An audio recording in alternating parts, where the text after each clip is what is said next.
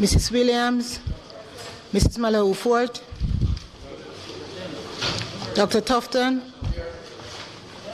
Mr. McKenzie, Mr. Chuck, Mr. Vaz, Mr. Warmington, Mr. Hutchinson,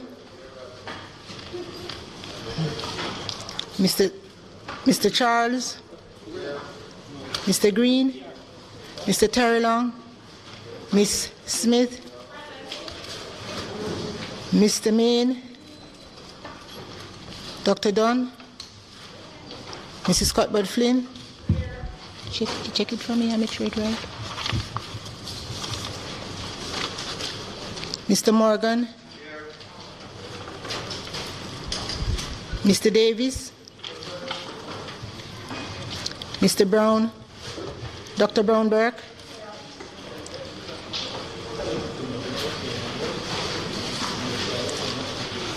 Dr. Charles, Mr. Chin,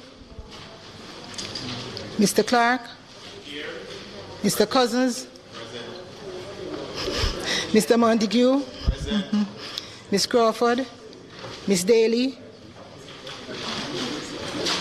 Ms. Davis, Mr. Golding, Mr. Graham, Dr. Guy,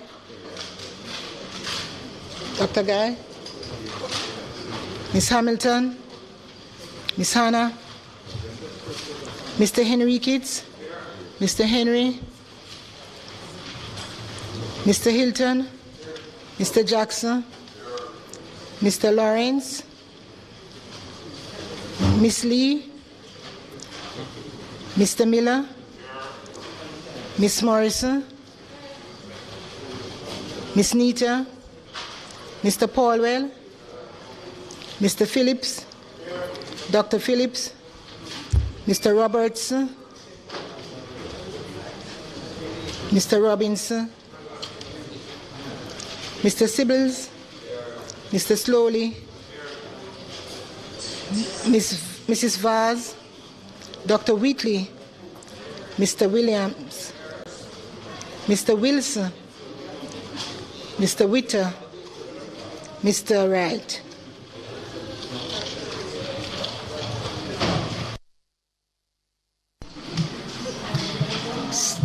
Statements by ministers.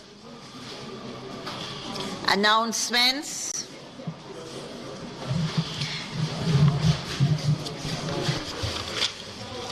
Laid on the table of the House today are the following: Ministry Papers number 38, 39, 40, and 41, respectively, in terms of the law reform zones of special operations, special security, and community development measures for the Denham Town Community Zone social intervention dated June 11, 2021, and the Mount Salem Community Zone social interventions dated September 1, 2017 to June 2021, dated June 10, 2021.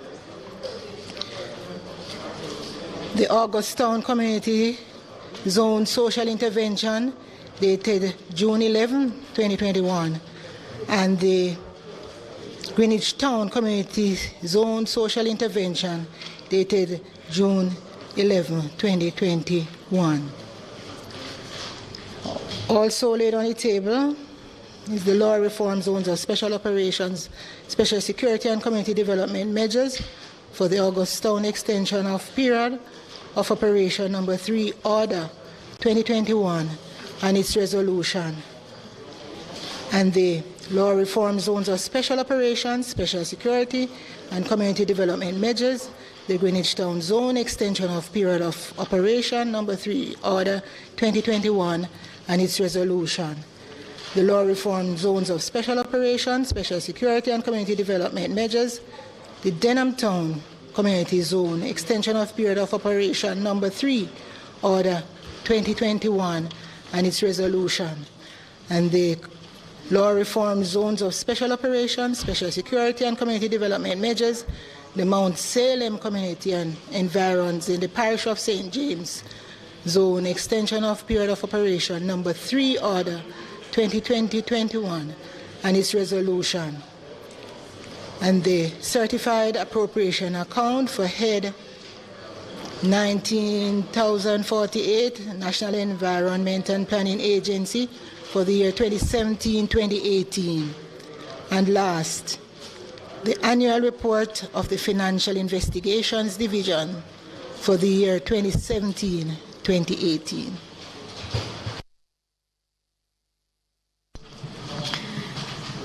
Bills brought from the Senate.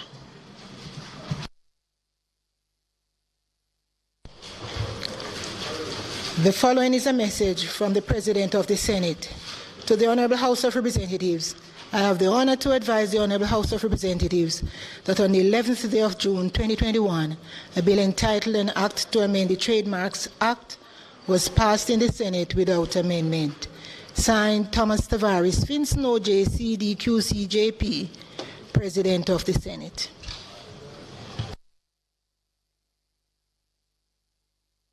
Petitions, papers, reports from committees, notices of motions given orally.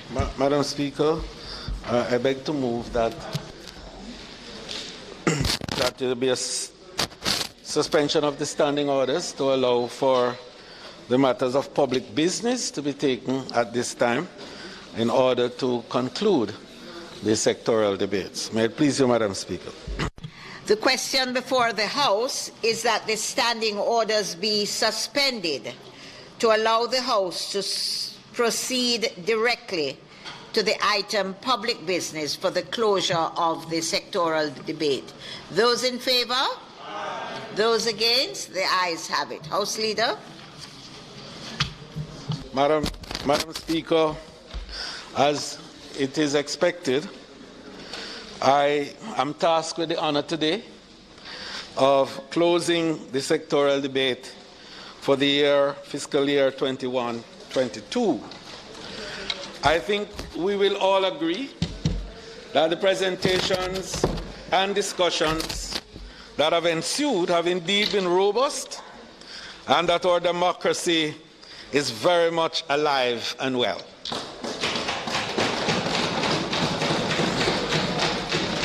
Madam Speaker, on behalf of the government, I wish to thank you for the very astute and even-handed way in which you have conducted the affairs of the debate over the period in particular, but certainly your performance as Speaker of this Honourable House since your session.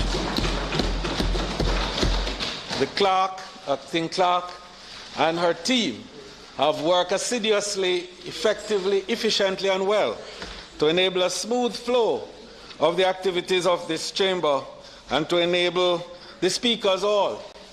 And I'm so pleased that we have had such a fulsome participation to complete their presentations well and to enable a full appreciation of all the critical points of view which they wanted to put forward, the policies, programs and actions and activities of speakers on the government side, and indeed the cut and thrust, Madam Speaker, which would have come from the interchange between both sides. Madam Speaker, this government continues to steer the ship of state through the ravages of the COVID-19 pandemic. The world recognizes indeed this as being perhaps the first of its kind to have so embraced the entire cosmic scene that indeed more than 200 countries were infected and affected by this pandemic simultaneously. So, Madam Speaker, the World Health Organization declared, as we knew, the public health emergency of the international concern regarding COVID-19 on January 30, 2020, and later declared a pandemic on March 11, 2020. As of June 10, 2021, more than 174 million cases have been confirmed, with more than 3.75 million confirmed deaths attributed to COVID-19, making it one of the deadliest pandemics in history. Madam Speaker, as our Prime Minister pointed out, the COVID-19 pandemic has had a profoundly negative impact on our economy. We've lost just over 1,000 lives. Every life lost is one too many. And I offer my deepest condolences to all the families, friends, and colleagues who have lost loved ones. The pandemic and the measures designed to tackle it have had dramatic effects on economic activity. The Planning Institute of Jamaica projected that the economy contracted by approximately 10.2% for the calendar year 2020 and 12% for the fiscal year ending March 31st, 2021. This is the largest annual decline on record and was the first annual contraction since 2012. The economic decline in 2020 to 21 was driven by a massive 70% contraction in our tourist industry. The pandemic has decimated our foreign exchange inflows from tourism, which are projected to fall by 74%, or 2.5 billion in 2021. Again, Madam Speaker, this level of fallout is unprecedented in our history. Madam Speaker, after performing phenomenally well on this Prime Minister Andrew Holness-led administration's 2016 manifesto, we followed up with a 2020 manifesto, setting out a clear way forward as we continue to battle the pandemic. We are keen on recovering, Madam Speaker, stronger, faster, and better.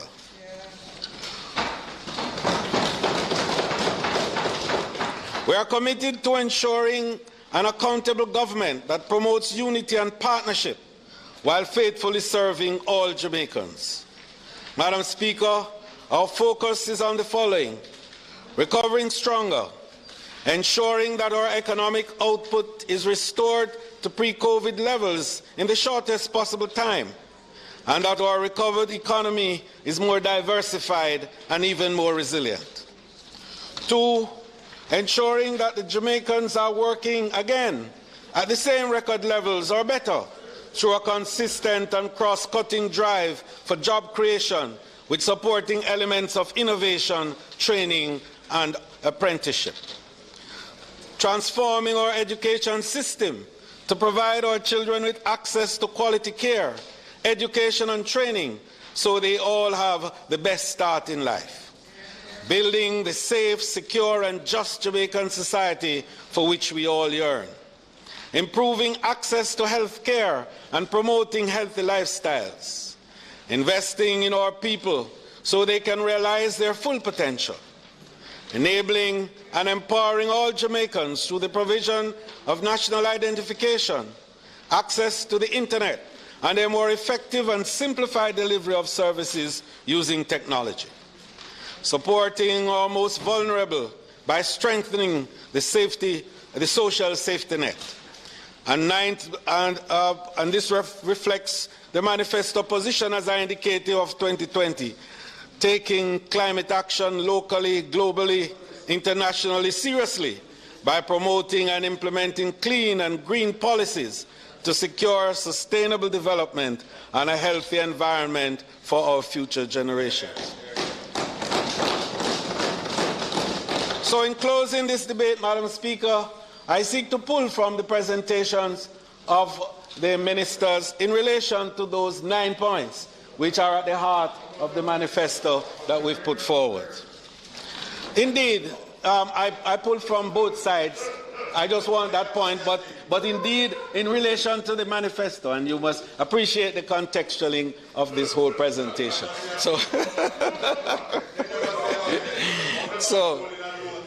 So what we're saying, despite the pandemic, I'm happy to say that work goes on and we continue to be in full alignment with our manifesto commitments.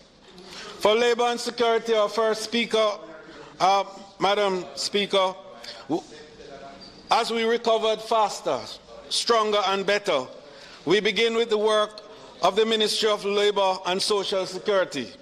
which indicated an allocation of $800 million to implement the social pension program for this fiscal year. Indeed, Madam Speaker, this program is the first of its kind in Jamaica and is the largest social protection initiative to be implemented by the government since the introduction of PATH almost 20 years ago. The Honourable Minister of Labour and Social Security, Carl Samuda, who announced his ministry has allocated $100 million for members of Parliament to provide greater assistance to their poorest and neediest constituents. We are happy to once again share that the National Insurance Scheme also had an increase of $476.2 million as at February 28, 21, moving from a negative, Madam Speaker, of $245.06 million as at February 28, 20, management and excellent performance. Economic growth and job creation, Madam Speaker, as we recover faster, stronger and better.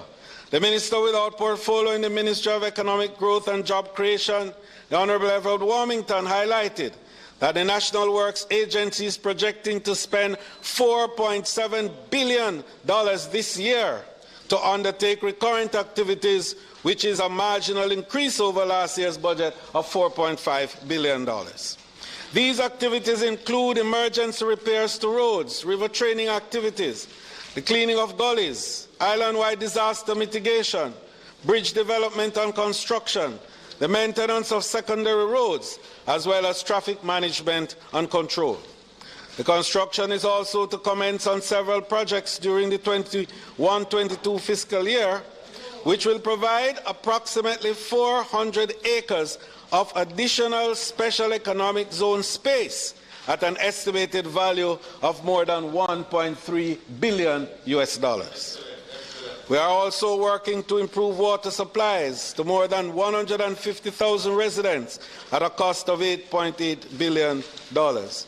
Under the project being pursued through a water purchase agreement among the NWA's Vinci Construction, Epley Limited and the Jamaica Producers Group together in a consortium, a water treatment plant will be established at Content in St. Catherine, which will deliver an additional 15 million gallons of water per day for customers in the corporate area as well as Portmore and the Spanish Town area. Under justice, Madam Speaker, the Minister, the Honourable Delroy Chuck, in his presentation, as we recover faster, stronger and better, stated that the government is working to revise and modernize several pieces of key legislation during the 21-22 fiscal year.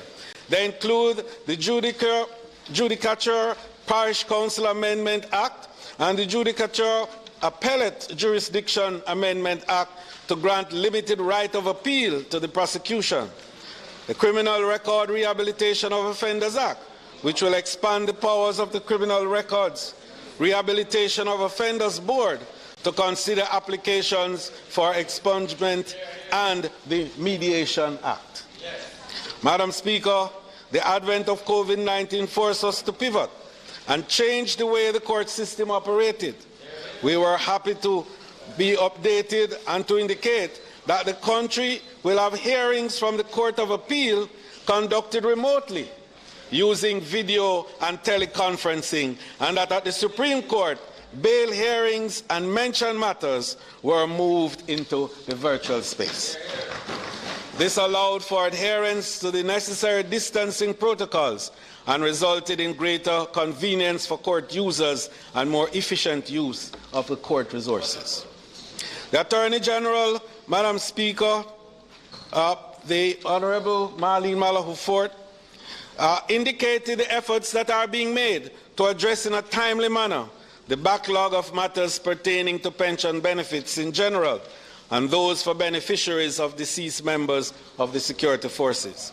Additionally, between February 1, 2020 and March 31, 2021, the Motor Vehicle Accident Backlog Project Team successfully negotiated and settled matters that saw payments being made by the Ministry of Justice amounting to $12 million. The Attorney General, in her presentation on April 28, also shared with the House that a cadre of paralegal officers had been created with the support of the Justice Training Institute. Madam Speaker, I note with interest that the Ministry of Finance and Public Service recently approved of the organizational structure for the department for the centralization of all legal services. And that was very important by way of a development, Madam Speaker. On the matter of investment, commerce, and industry, Madam Speaker, as we recover faster, stronger, and better, we continue to recognize the critical and strategic role of the investment sector led by Minister the Honourable Audley Shaw Manayard. In the growth and development of our country, we see the value of the level of collaboration that he has been able to forge as Minister with the various sectors that are so important to enable completion of our projects and implementation of our policies. We further recognize, Madam Speaker, that this sector needs all the support from government. We want to make that point in order to realize its potential and alleviate the impact of COVID-19 on micro, small, and medium-sized enterprise sector. And I know that the Minister spent a lot of time on many areas, but he focused heavily on this sector because it's so critical if the recovery is to happen in a just and equitable way. So through the Exim Bank, 444 loans valued at approximately $4.5 billion were disbursed to some 100 small and medium enterprises. Furthermore, over 60 of the Exim clients were provided with the opportunity to save their businesses through loan restructuring and payment holidays to the tune of $973 million. The Ministry has also earmarked $600 million to be transferred to the Exim Bank to provide financing for productive MSMEs during the 21-22 financial year. In response to the COVID-19 pandemic, Madam Speaker, support was provided to the business process outsourcing sector, the BPOs, to allow for adjustments to business models, including the institution of work from home arrangements in meeting social distancing protocols. Madam Speaker, despite our early job losses, with the support provided, the sector rebounded, with JAMPRO facilitating the expansion of 5 companies with the potential to add some 3,000 new BPO jobs to the sector. It further supported the sector through the Investment Ministry by providing a national 5-year global digital service strategy plan that will see the further expansion of this industry. The strategy aims to increase the sector's employment towards achieving some 70,000 jobs by 2025, up from the current 40,000. We're also happy to announce, Madam Speaker, that 11,000 new jobs were created in the financial year, up from the 6,500 reported in the sectoral presentation, and 755 million in export sales were also facilitated. Strong performance from the Ministry of Industry, Investment and Commerce. Madam Speaker, the Ministry of Agriculture and Fisheries, as we recover faster, stronger and better, another critical industry is agriculture. In fact, in 2020, Minister Floyd Green noted that the sector saw an 8.4% increase in export earnings, valuing US $238 million, which is up from $216 million US in 2019. The agriculture sector also recorded the highest level of output last year, with a growth of 1.2% for the period. The sector produced 697,679 tons in 2020 in comparison to 689,080 tons in 2019. The sector will soon benefit from more than $350 million in new investments that have been made by a number of business entities. And these include, Madam Speaker, 250 million new agro-processing factory in Innswood, St. Catherine by Shaver, and a 100 million agro-processing facility by Spurtree Spices Limited at the Holland Estate in St. Elizabeth.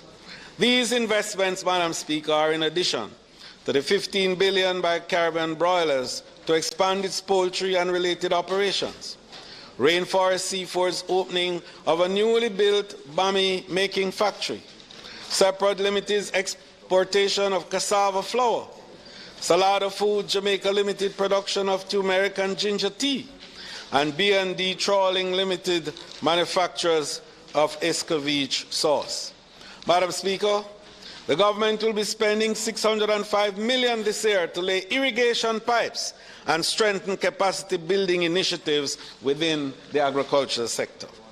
We have also allocated another $300 million to dig wells in Parnassus, in Clarendon. To further boost the capacity of the farmers and fishers of this critical sector, Madam Speaker, we have also allocated a sum of $1 billion under the Production Incentive Program for the 2021 fiscal year.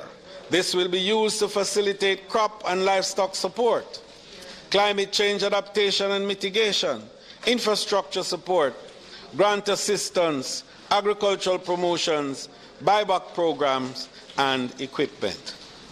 Education, youth, and information. Madam Speaker, it goes without saying that we cannot grow and advance our society without an educated and well-trained workforce. It was therefore very important for us to quickly implement measures that would ensure that no child gets left behind, despite the challenges presented by the pandemic. It is against this background we note the plans and programs led by Minister Favour Williams and her team at the Ministry of Education, Youth and Information as we recover faster, stronger and better. And these include, Madam Speaker, the creation of an online repository of lesson plans for teachers. This central repository of lesson plans will promote collaboration among teachers all across the education sector and make the sector more efficient. Introduction of character education. My God, we've wanted to hear that for so long.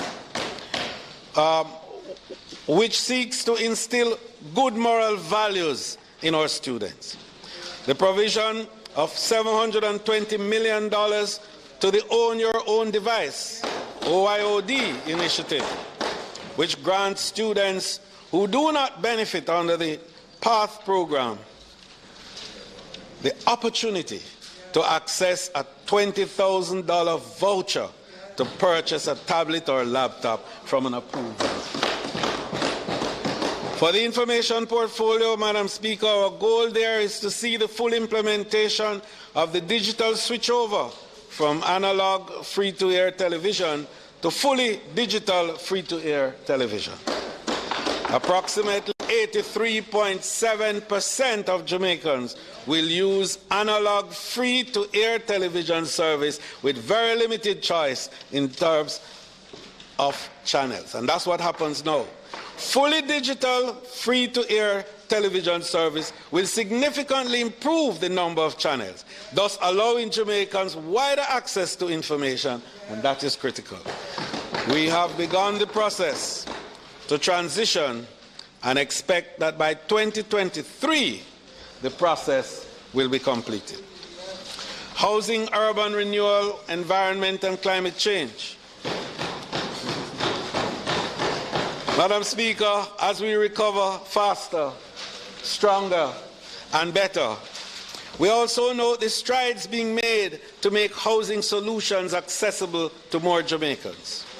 We are still on target to provide 70,000 houses within the next 5 years, and we are working with the developers to bring down the price points, average of some $5 million for a standard one-bedroom and $8 million for a standard two-bedroom unit. Minister Pernell Charles Jr. shared that there is also a need not just to build, but to design the framework for a housing sector that is sustainable and resilient.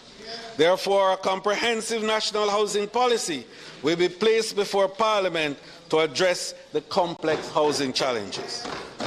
Madam Speaker, Jamaica will also have access to $1.1 million US grant from the Green Climate Fund to commence preparation for Jamaica's National Adaptation Plan. This plan will include a private sector engagement strategy, a finance strategy, and an investment plan for adaptation.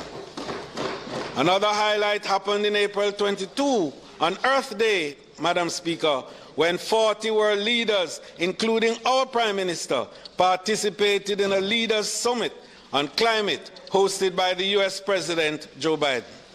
During the summit, the Prime Minister highlighted that the need for meaningful climate action has never been greater than now.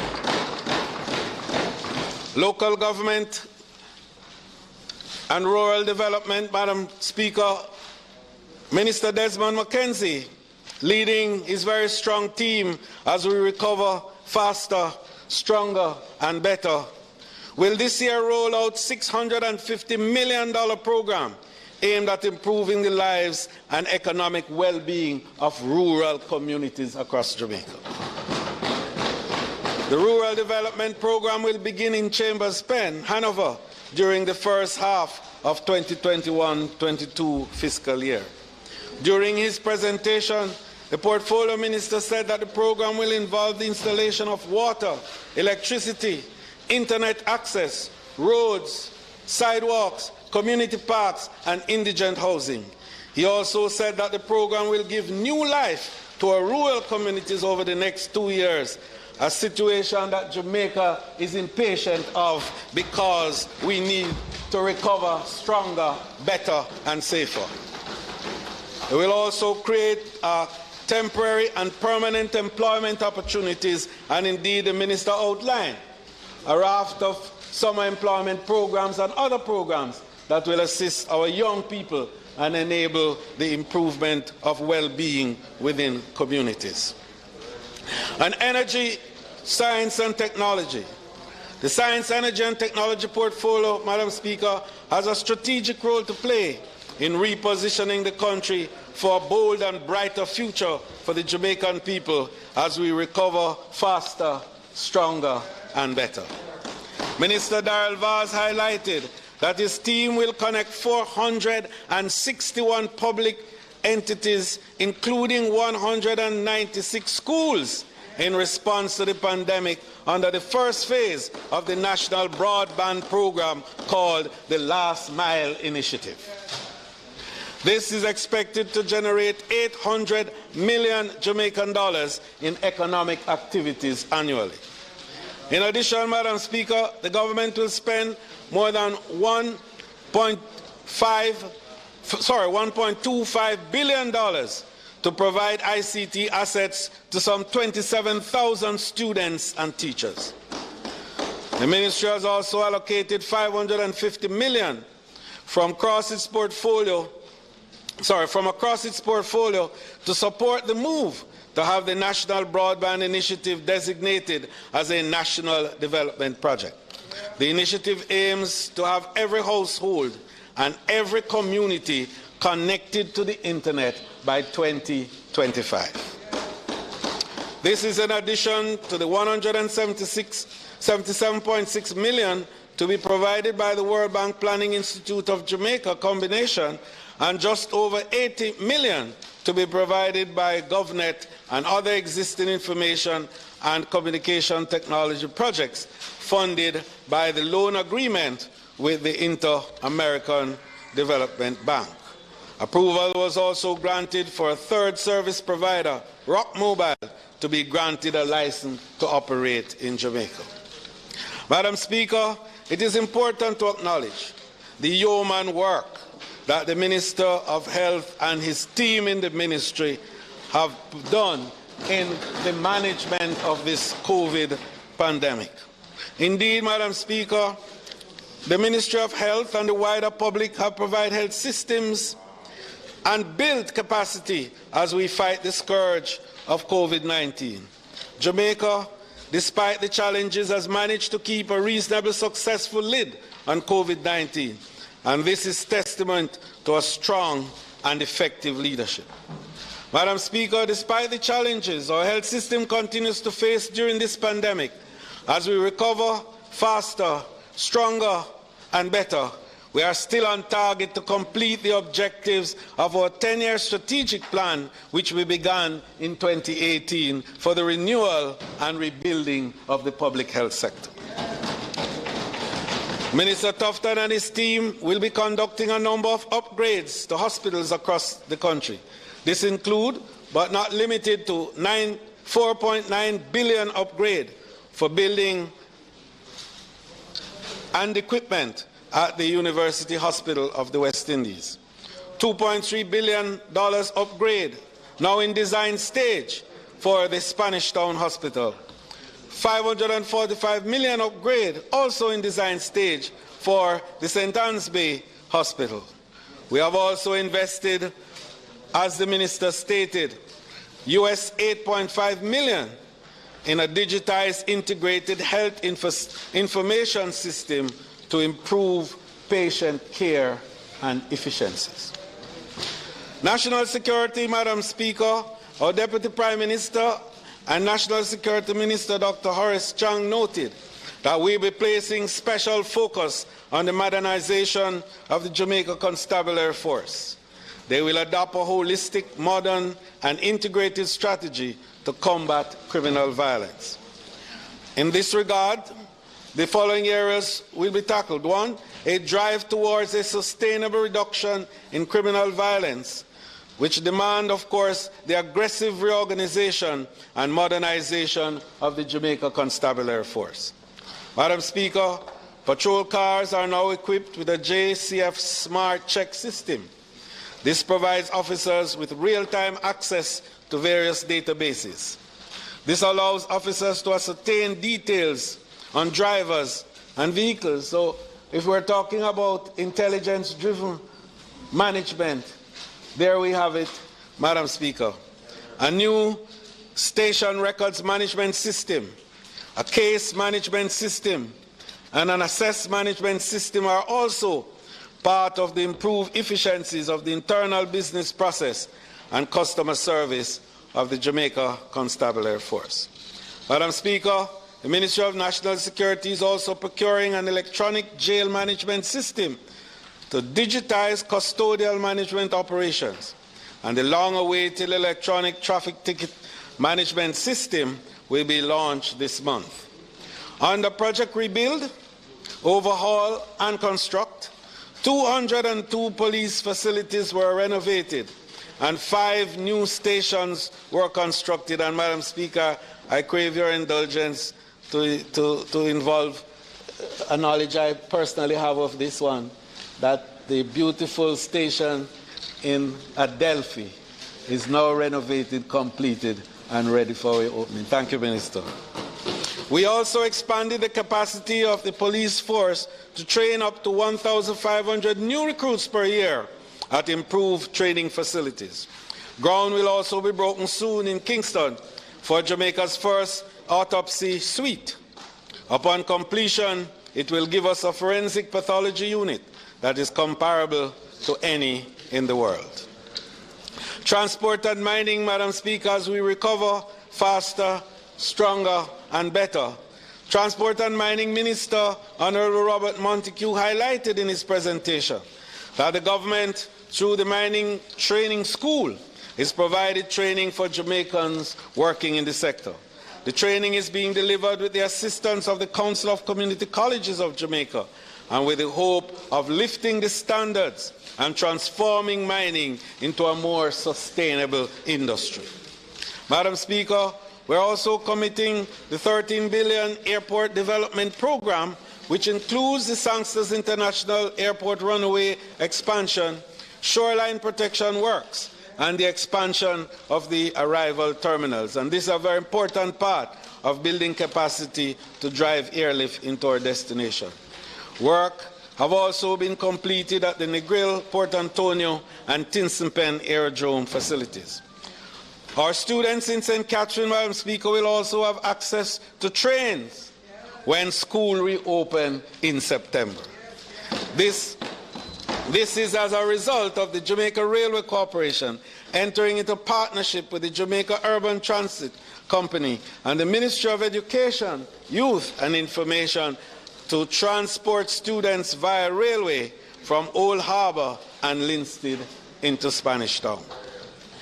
Madam Speaker, as we recover faster, stronger and better, I'm positive of our local entertainment practitioners. We're happy to learn about our preparations for the reopening of the wider entertainment sector announced by the Minister, the Honourable Olivia Babsy-Grange. We have revealed our proposed list of approved venues that will be made available at subsidized rates as a stimulus for the sector, including the facilities at Independence Park, Trelawney Stadium, the Port Royal Entertainment Zone, including Fort Rocky and Fort Charles, as well as Seville Heritage Site. Consideration is also being given to reducing the fees charged by municipal corporations to stage events in anticipation of the reopening of the entertainment sector. And I think that one was in collaboration with the Ministry of Local Government. During her sectoral presentation, the Portfolio Minister also shared that the Ministry is in the final phase of developing an app that will allow more members of the entertainment, culture, and creative industries to register via the e-registry and apply for grants. The government has allocated some $50 million towards this initiative. A major part of our presentation, of course, had to do with gender issues. And I know that the Minister has a bill that will be taken shortly. We will speak even more clearly and cogently to that particular development. Our opposition spokesman on foreign affairs and foreign trade, Madam Speaker, I wish to highlight suggestions made by her in terms of her contribution. I will begin indeed with that contribution from Ms. Lisa Hanna, who in her presentation to the House urged the government to join hands with the opposition and to provide sectors to seek growth solutions by pushing a foreign policy which focuses on economic development. This is noted, Madam Speaker. Member Hanna also suggested that the government should expand trade with China and make Jamaica more consumer-friendly to Asian markets as a whole.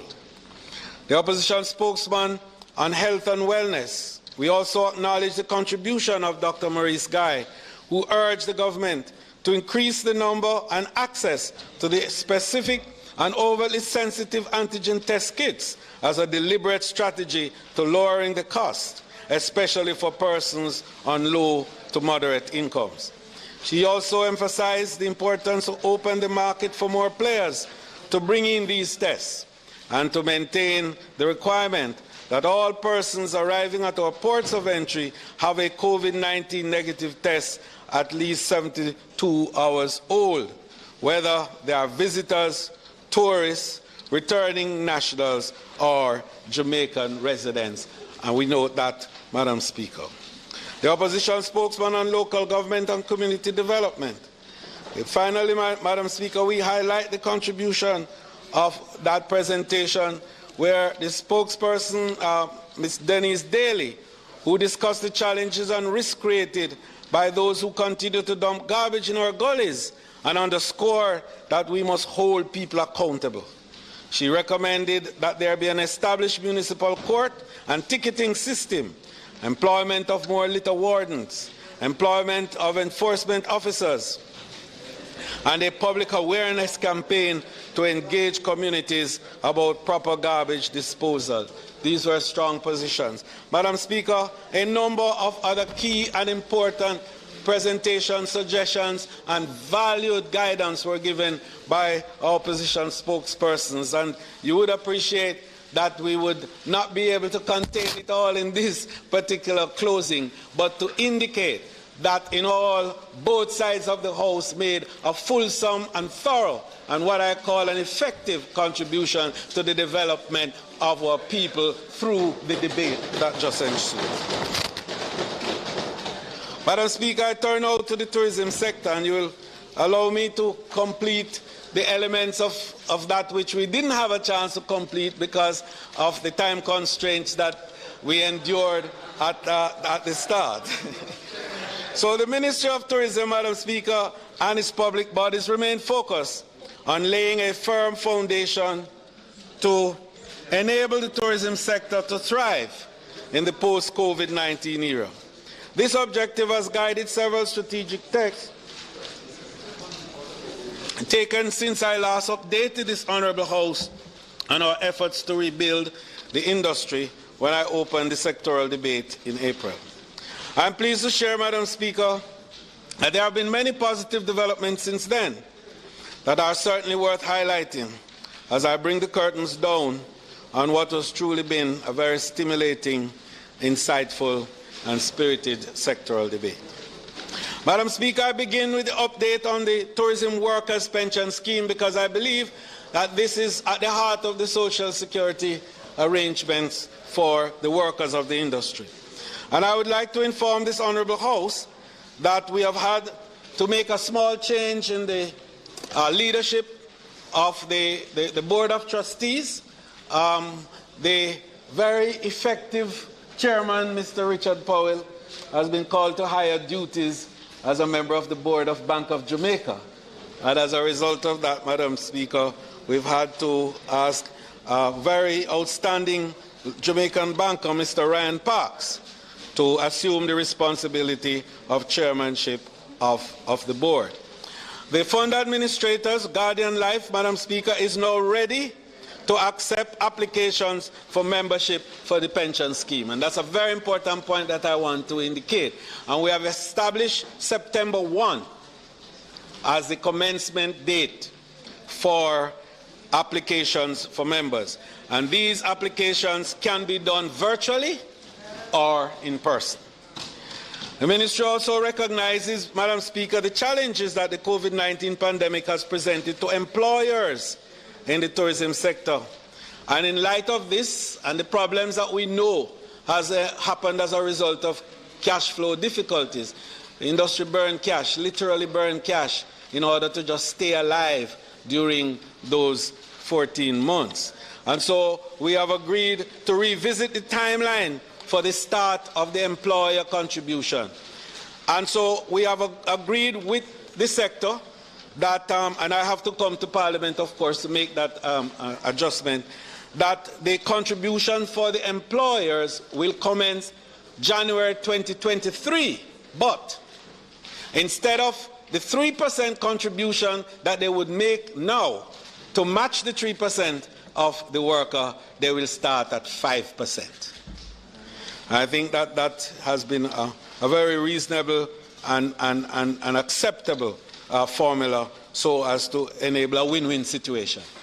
Because as you recover, they needed the cash flow support to enable the growth and to be able to deal with their obligations.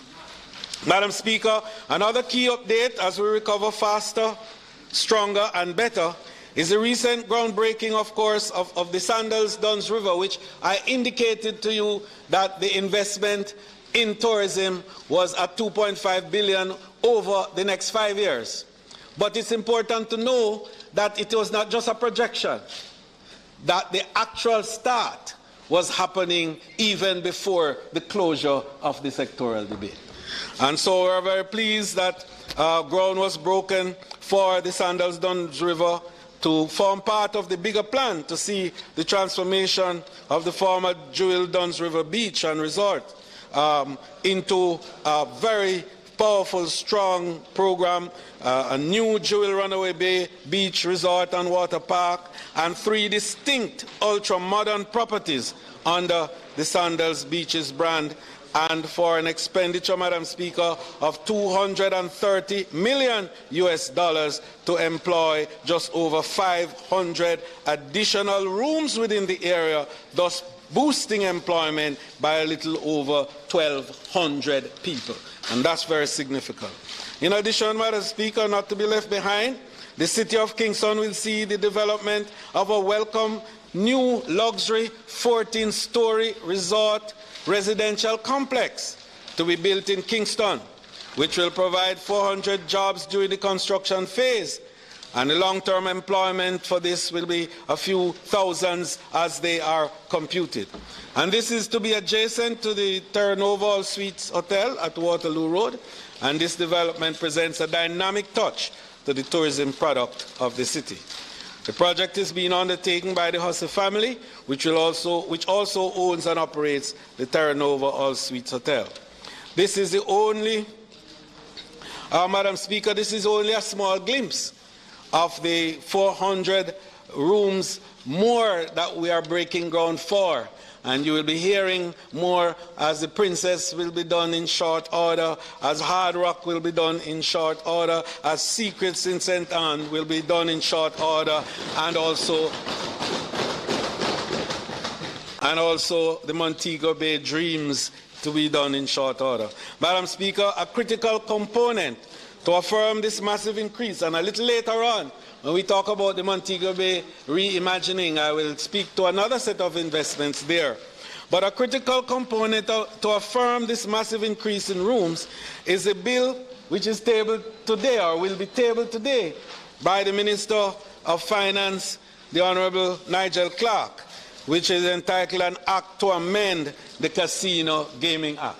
And whilst we will not spend time now to talk about it, it will be a game changer in terms of a new product that will create a game changer in the area of tourism experiences in Jamaica. Madam Speaker, as we recover faster, stronger and better, I am pleased to announce that the Tourism Enhancement Fund, and I want to make this point that this is a direction from the Prime Minister, because the Prime Minister seemed to have taken a particular love for Montego Bay, and I'm not saying it against his love for anywhere else, but I'm saying with a level of pride and happiness, you know, as a Montego Bay person. and coming out of the opening of the finest beach park in the Caribbean, Harmony Park, the Prime Minister said, Minister, you must take on the hip strip. Yes. And so, Madam Speaker, just to let you know that in 2009, we had actually developed the plan for the hip strip. And in this budget, we had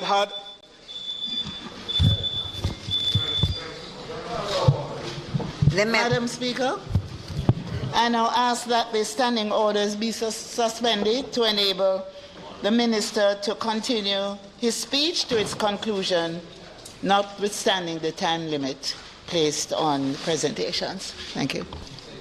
The question before the House is that the standing orders be suspended to enable the Minister to complete his presentation. Those in favour? Those against? The ayes have it. Minister, you may complete your... Thank you, Madam Speaker, and my indulgence to the Honourable House for its kindness in this regard. So, Madam Speaker, in this budget year, the project overall cost for the reimagining of the hip strip is $1.2 billion. But in this budget year, we have put in $150 million to commence the preliminary work. And I was hoping that we would have had some slides up there to show you some renditions of what the hip strip is going to be like. I'm sure it's not going to be called hip strip at the end of the day, because it's going to be a transformation like we've never seen before. The plan includes physical improvements, new product development and substantial operation, heavy streetscaping, and the possibility of pedestrianizing the area after we have completed the transportation and road network building in the Montego Bay area, to look at facading through the entire area on a thematic basis, and to develop an entertainment park which starts from the Harmony Beach Park all the way to Dead End.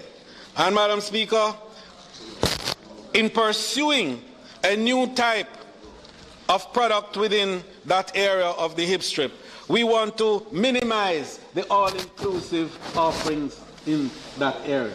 And so I'm proud to tell you that a Jamaican, a regular, beautiful son of Jamaica, has brought to us the building construction of the most significant structure that would be on that hip strip. A 13-story mixed-use facility for hotel and residences and for entertainment on the hip strip to bring $7.9 billion of investment in this area on the hip strip. And I want to make the point, it's a Jamaican that look like me and you. And we are proud that the industry of tourism is getting to that point of inclusiveness where any and every one of us can have a chance to put a stake and build at the level of what this brother is trying to do. Ownership economy. Ownership, Prime Minister, and that is very critical.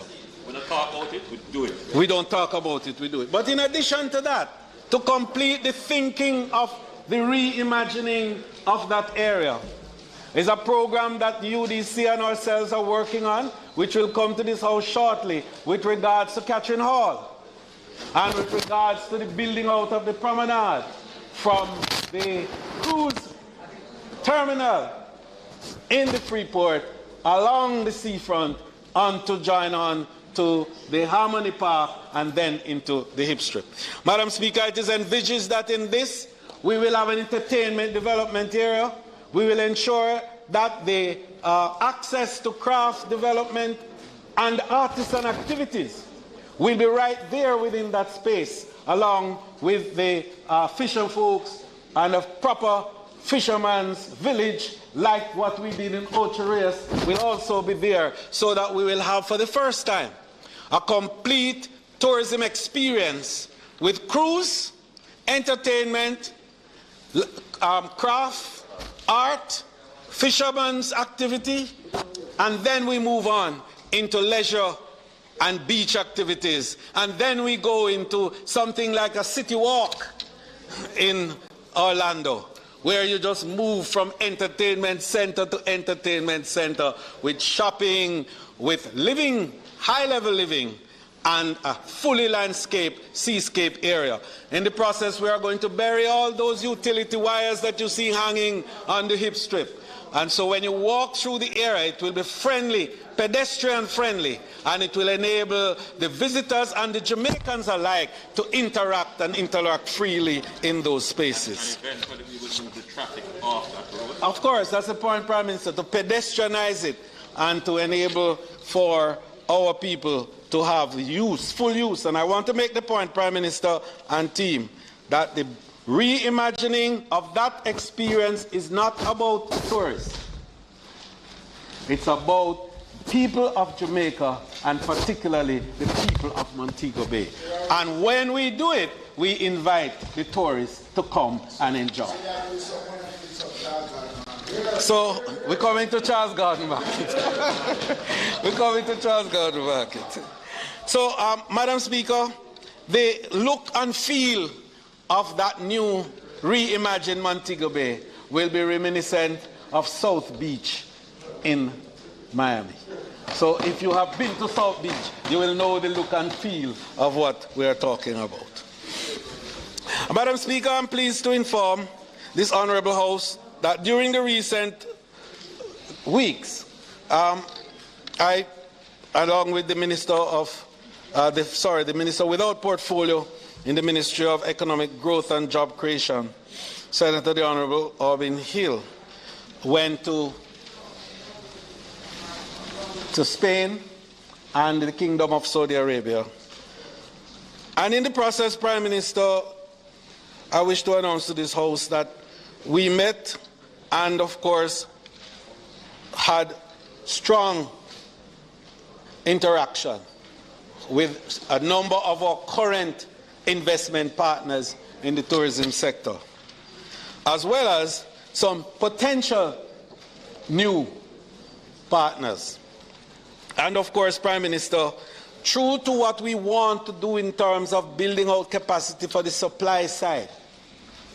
And this is what the resetting of tourism, which I'll talk about a little later, is all about. We were able to meet with a number of logistics companies that are involved in supply side activities for tourism and showed how we propose to reset our own positions to be able to retain more of the tourism dollar in Jamaica and to insert more of our Jamaicans in the value chain of tourism, and the need for investment, participation and partnership, and to develop even a new concept which we're talking about called co-petition, which I will talk about a little later on. So, Madam Speaker, we're pleased to announce that out of that came the conclusion of the arrangements for the 1,000 new rooms that I spoke about a while ago, the 700 slated for Richmond in St. Ann, and the 280 by Secrets in Montego Bay. Madam Speaker, we then went on to meet with the Secretary General of the UNWTO. And I'm pleased to advise that Jamaica, as the chair of the Commission on the Americas, will host the 66th meeting of the Commission of the Americas on June 24 and 25 here. And for the first time, the Secretary General of the UNWTO, Mr. Zorab Polo Lixkavili, will be our special guest in Jamaica, and it will be his first visit into the Caribbean.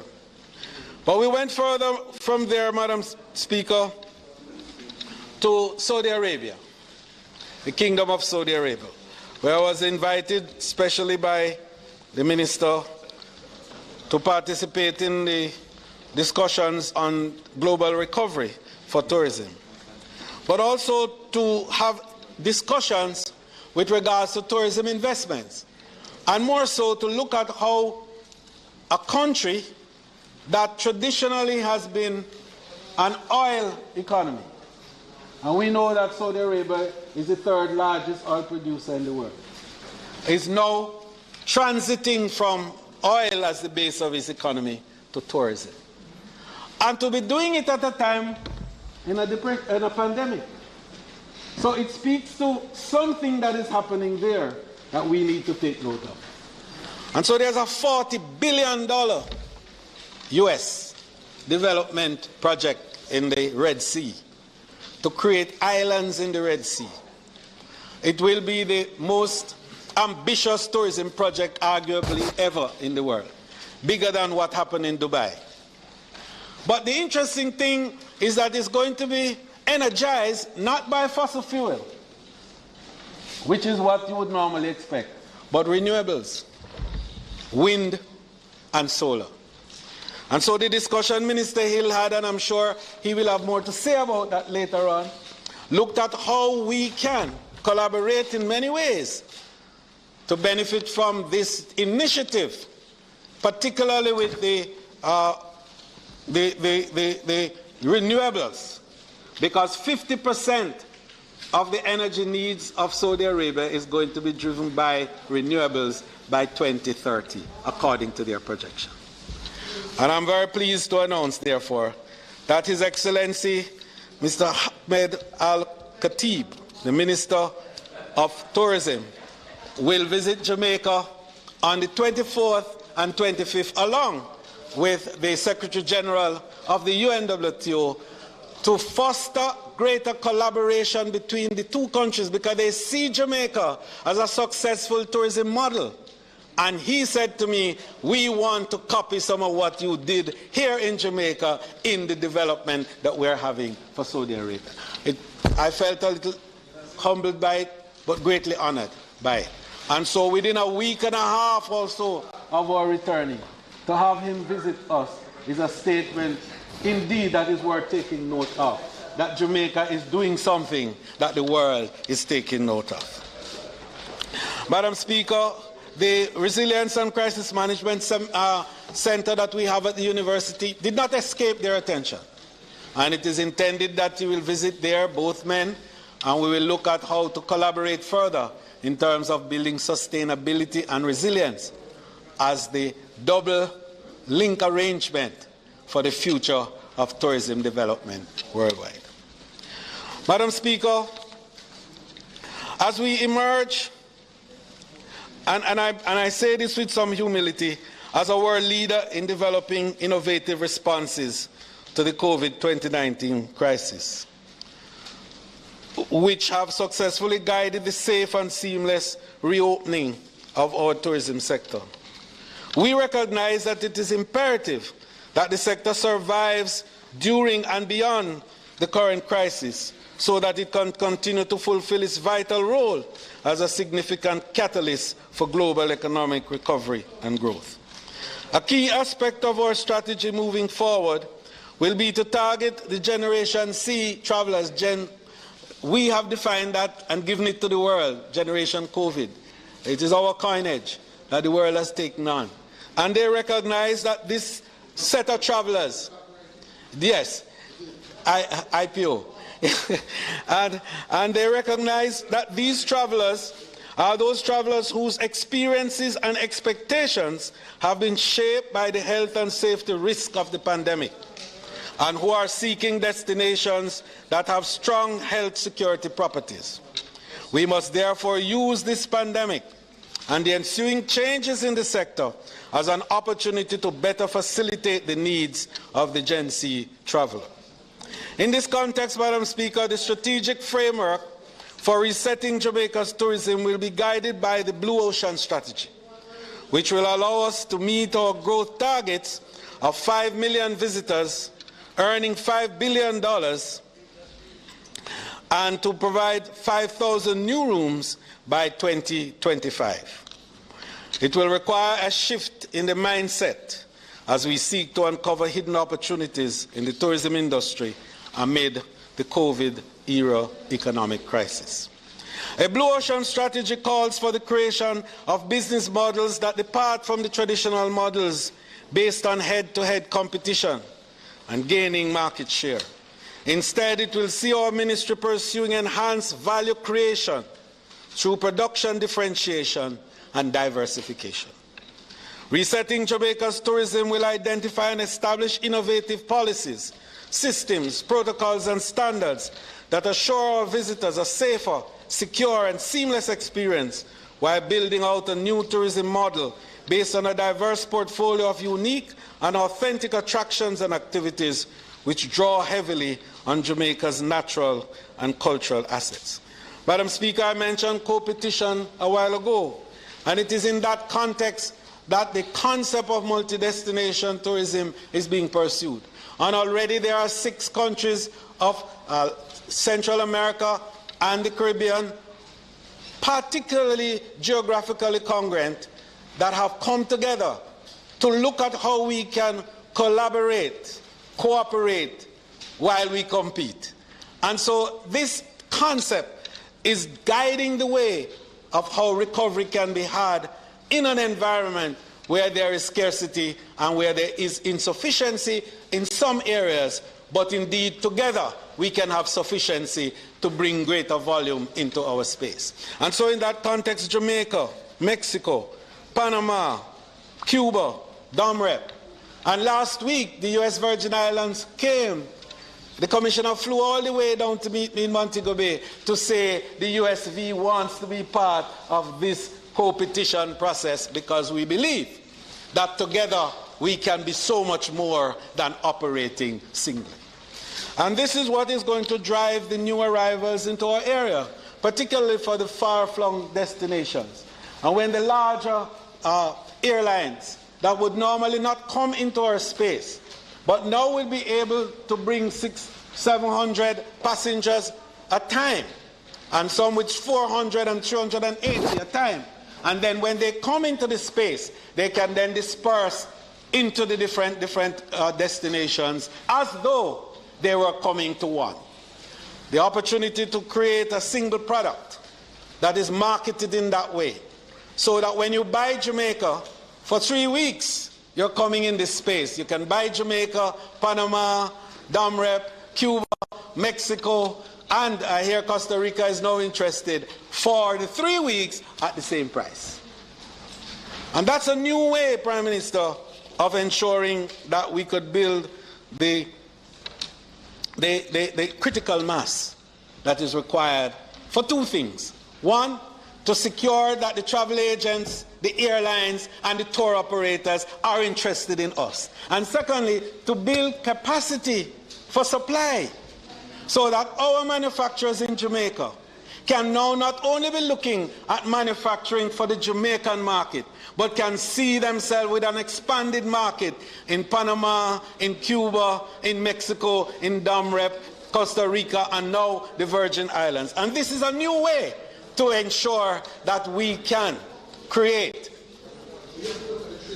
Yes, of course, but what this requires is a harmonization of a number of policies.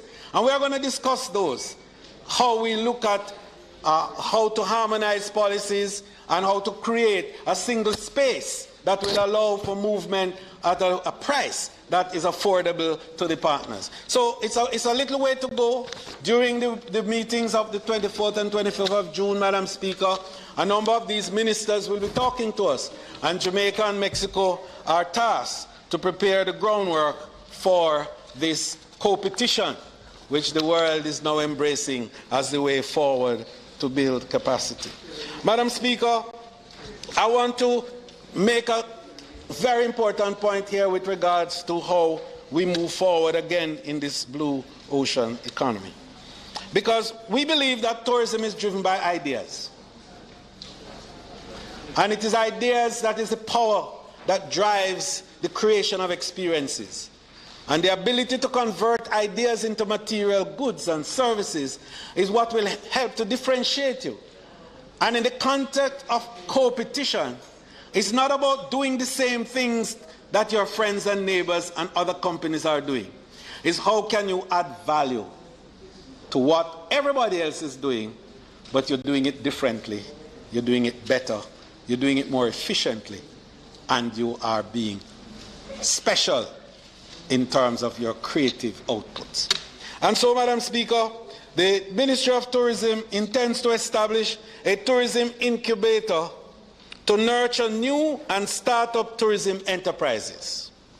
We will initiate discussions with our potential partners such as University of Technology, Jamaica Promotions Corporation, to foster innovative ideas and how we can differentiate our sector from our competition in keeping with the Blue Ocean Strategy. We will also be seeking partnership for the provision of grants and loans to support the development and commercialization of ideas generated from the incubator. So we are going to be calling it a name. You know, Jamaicans go with acronyms. So we are talking about now, and the ITI will accept ideas that meet the criteria. One, the ITI will also accept ideas that enhance the tourism sector. This may be directly through the development of tourism products, example accommodation, restaurants and attractions, or the tourism value chain. The idea must be an innovation. And we want to make the point that the idea may not be an invention. It is not about necessarily bringing new things from scratch. It's about adding value to what you have. It's to be creative and to ensure that you can do more with what you have. So the ITI will support original, useful, or practical in nature from its function to its design. The idea must also have sufficient effect on the industry. Madam Speaker, a panel will conduct a review of these submissions, and successful candidates will be invited to a boot camp, which will provide participants with the training and support needed to develop their business idea, business model, business plan, and to have developed what we call a minimum viable product, or MVP. And this will boost their chances for effective startup. Then we are going to take them to something like a Shark Tank. I think you are accustomed to hearing that, where we bring entrepreneurs and investors to look at the ideas, but more so to look at the MVPs to see what value they have and how they can borrow, buy into, or otherwise assume those MVPs and enable for the product to be developed. And where the Shark Tanks refuse ideas or MVPs, we then move them into Exim Bank, where we have $1 billion that we have put to enable loans for small and medium enterprises, as well as the Jamaica National, where we have $200 million for a similar purpose. In other words, we are saying incentivize ideas, remove the need for collaterals where young people have no assets but have ideas, and let us convert ideas into practical goods that can change the lives of the people of the country.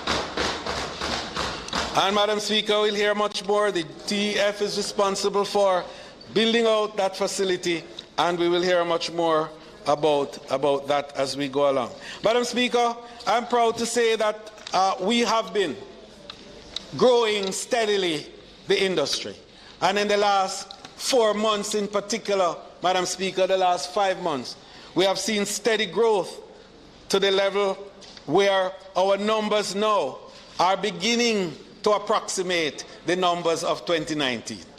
And I'd say that the month of May, we had a 73.5% average over 2019. And that was 25% more than what we had projected.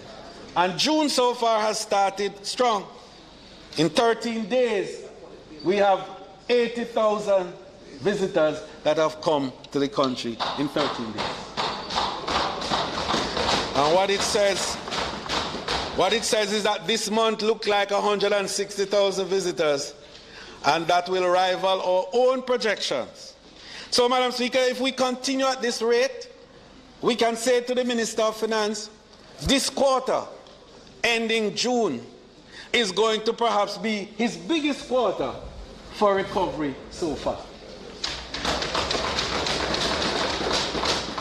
And at the end of the year, if all goes well, we had projected 1.15 million visitors. It now looks like 1.6, an increase of some 460,000, which will bring, instead of $1.6 billion US, $1.93 billion, an increase in projection based on the budget that I announced earlier on of $330 million.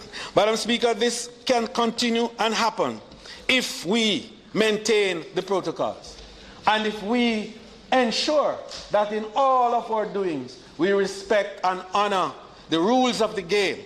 And it is in that context, Madam Speaker, that we are making the point that the tourism model can only work if the protocols that we have established since the onset of the pandemic are strictly enforced for the production and protection of the industry and the people of Jamaica, as well as our visitors. So recently, our sector's reputation for strict enforcement of our protocols, I think, was inked a little by the hosting of the now infamous Mocha Fest series of events in Negril and elsewhere. We moved quickly, Madam Speaker, to investigate the matter and determined that based on the videos circulated, the promoters and the venue in questions were in clear breach of the COVID guidelines. Following the investigation, a fulsome report was prepared and given to our Prime Minister. We then moved quickly to take the necessary action under the law to penalize and ensure strict adherence to the established COVID-19 health and safety protocols. Specifically, Madam Speaker, the TPD could revoke Ritz Cafe's COVID-19 compliance certification, forcing them to undergo a recertification exercise before being allowed to be reopened. The Ministry of Local Government and Rural Development ordered Ritz Cafe closed for 7 days and met with the management of the establishment. Our Director of Tourism reached out to the Mocha Fest organizers to urge them to curtail their activities to be compliant with the protocols. The Mocha Fest organizers cancelled the events, and the Westmoreland Police later charged the Ritz Cafe managers with breaches of the Spirit License Act and the Municipal Act. The Ministry of Tourism COVID-19 health and safety protocols, Madam Speaker, were developed to ensure the safety of Jamaicans and visitors. Reports of breaches of these protocols and the Disaster Risk Management Act are taken very seriously by us. And I can assure this Honourable House and all Jamaica that whenever it happens, and we hope it never happens again, appropriate sanctions will be taken and those individuals will be penalized in terms of their future arrangements with the tourism industry. Yes, and so what we are proud about, in fact, in all of this, is that there was a level of cooperation by the parties involved to ensure that these breaches, A, were understood, but more importantly, must never happen again. Prime Minister, this one will really make you feel comforted because, in closing, I want to say that the recovery that we've had so far, I can lay very positively at the feet of Jamaicans. I want to say it again because it seemed the House didn't hear.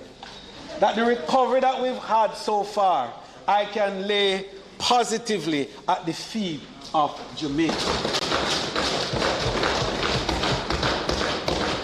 Because during the period when we had 0 arrivals, and even when we opened and we were getting single-digit arrival, there's no way the plants in the industry could be open and remain open at that level of occupancy. And it was the Jamaicans who went and with 25 and 30% occupancy enabled us to keep staff and plant and activity alive and to restore and maintain the industry. And so, Madam Speaker, I just want to announce to this House that the industry overall have taken the position that we are not going to say thank you and close the chapter. But we are going to say that the way forward is now with domestic tourism and international tourism, and a special window and price arrangement is being structured to encourage more and more Jamaicans to enjoy hotel services and facilities in the area. Linkages for us is critical, and we are working feverishly to ensure that all of our players with ideas, all of our people who have a talent can have a place in this reset tourism. Tourism will be not just by definition of a business model all-inclusive, but truly all-inclusive by way of insertion in its value chain. And I'm excited about that. But I couldn't close this debate, Madam Speaker, without mentioning this Honourable House. And as leader of government business, I would like to provide the House with a brief update on a number of critical parliamentary reforms and ideas that we're looking at. And some, of course, Madam Speaker, which we're not ready yet to talk about, but we are working on and will be revealed over the next session or two of the Parliament, as we work closely with my opposite number on the other side in fine-tuning some of these thoughts and arrangements. So, Madam Speaker, with the objective of building out a fit-for-purpose structure and system in time for the completion of our new Parliament, we are commissioning an organizational review of the human resource capabilities required for an efficient Parliament. We're going to review this to enable us to justify reclassification of current positions, to create additional positions where necessary, to attract and retain the hard-working, capable and qualified individuals that we have, and to explore solutions such as contracting consultancies, boost capacity in some areas, for instance, the sessional committees. And the Prime Minister gave me some instructions on that, and I'll speak about it in a minute. So, Madam Speaker, the Parliament, in partnership with the Cabinet Office and eGov Jamaica, is also working on the formulation and implementation of an information and communication technology ICT development plan for the Houses of Parliament in order to improve efficiency in all operations. Broadband, Minister of Energy, is a critical necessity, and we are going to make sure that our Houses of Parliament are properly equipped to be able to deal with all the elements that the new technology is offering. Madam Speaker, in addition, the Parliament is in the process of acquiring speech-to-text technology, and this is a very important development because we quarrel sometimes about Hansard and we say we are not sure about what we said and we have to wait for days perhaps to get a reproduction. Well, we are now moving to acquire a speech-to-text technology for real-time reporting of the proceedings of both houses and the committees as well. So there will be no excuse for anybody saying I said but you didn't hear, or you think I said and you have misquoted me, because this technology will enable us to have instantaneous recall of all the deliberations in the House. The Parliament is also in the process of securing approval for the Public Procurement Commission to enable all of this. So, Madam Speaker, my Prime Minister has also asked me to immediately and expeditiously undertake a comprehensive review of the system of sessional committees and make recommendations as to the resources needed to improve their effective functioning.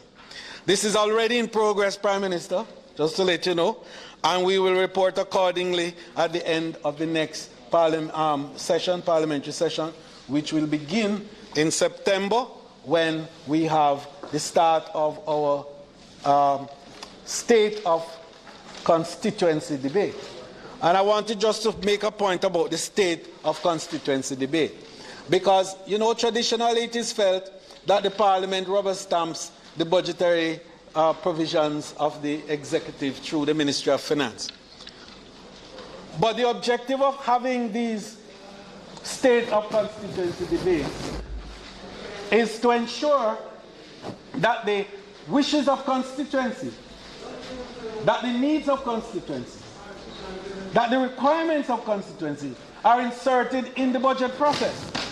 And the timing of it is also very important, Madam Speaker, because when we do September to October, the first budget call, I believe, is November, Minister of Finance, and that gives enough time for finance to recognize what we're talking about so that when it comes back to us, we will be in a position to say, what happened to our insertion? Why was it not done? And I think that this is an important way of making sure that we can democratize the whole budget process, because it's a way of making sure that the people of Jamaica have a say in really what goes into the budget every year. And I'm excited about making sure that this particular debate, and I want to ask members to not only attend to hear what is being said about and the needs of other constituencies, but that we come on time every Tuesday from then on. The last point I want to make on that, Prime Minister, is that in discussing how to resource Parliament, we are going to be looking at what kind of technical support is required to give efficacy to the committees and their ability to discuss better and to interview better the public sector and the MDAs that come before us from time to time. It will also provide an opportunity for technical support for members so that they can provide better and more informed contribution in budget debates and also in dealing with bills and other measures that come to the House. So, Prime Minister, we are coming to you, sir, with a very strong proposal with regards to how to strengthen this Parliament, but more importantly, how to enable the members to have greater information at their disposal and to be able to use the tools better to prosecute on behalf of the people of Jamaica, because that is what our job is in this highest court of the land. Prime Minister, so in concluding, I want to affirm that the future of tourism in Jamaica is looking bright, that the future of Jamaica is in the right hands and in the capable hands of the most honorable Prime Minister, the Right Honorable Andrew Michael Wong. As we have heard, our vision speaks to strategic initiatives and partnerships that will diversify our product, build human capital, expand linkages with other sectors, target new markets, and drive a more collaborative approach to our tourism sector, while ensuring that the growing tourism industry benefits all Jamaica. I really want to say that we as a government will continue to function with zeal and a laser-like focus on problem solving, while not allowing ourselves to be distracted in our efforts to implement and achieve our manifesto commitment under the leadership of our Prime Minister, the Most Honourable Andrew Holness. As we recover faster, stronger and better, we will therefore continue to push forward with a spirit of hope for a brighter future with prosperity at the base for every Jamaican. I thank you, Madam.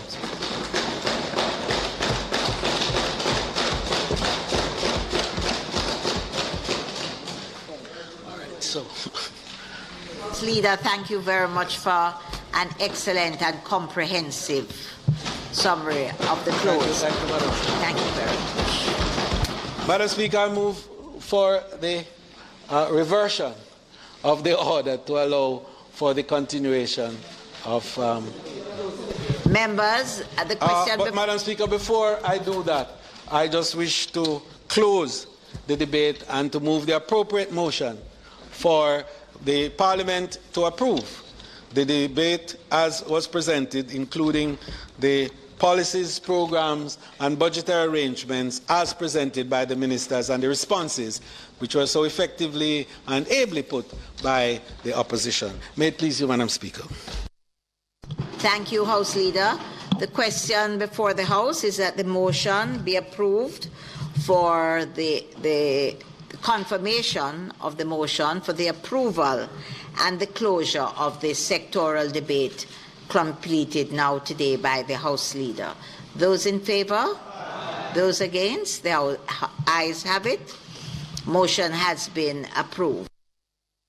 Members of the House, also before you is confirmation of the fact that we will now move back to the item on our agenda because we had the standing order suspended to take us straight to the closure. So we will move back to the item on the agenda, which is, I think we were at notices of motions. But before I do, I just want to recognize a very distinguished gentleman sitting in our gallery, who is the Reverend Craig Tuckett, and I understand he is from the Ethiopian Orthodox Church.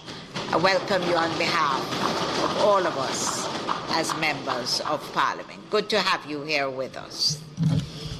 House Leader, go ahead.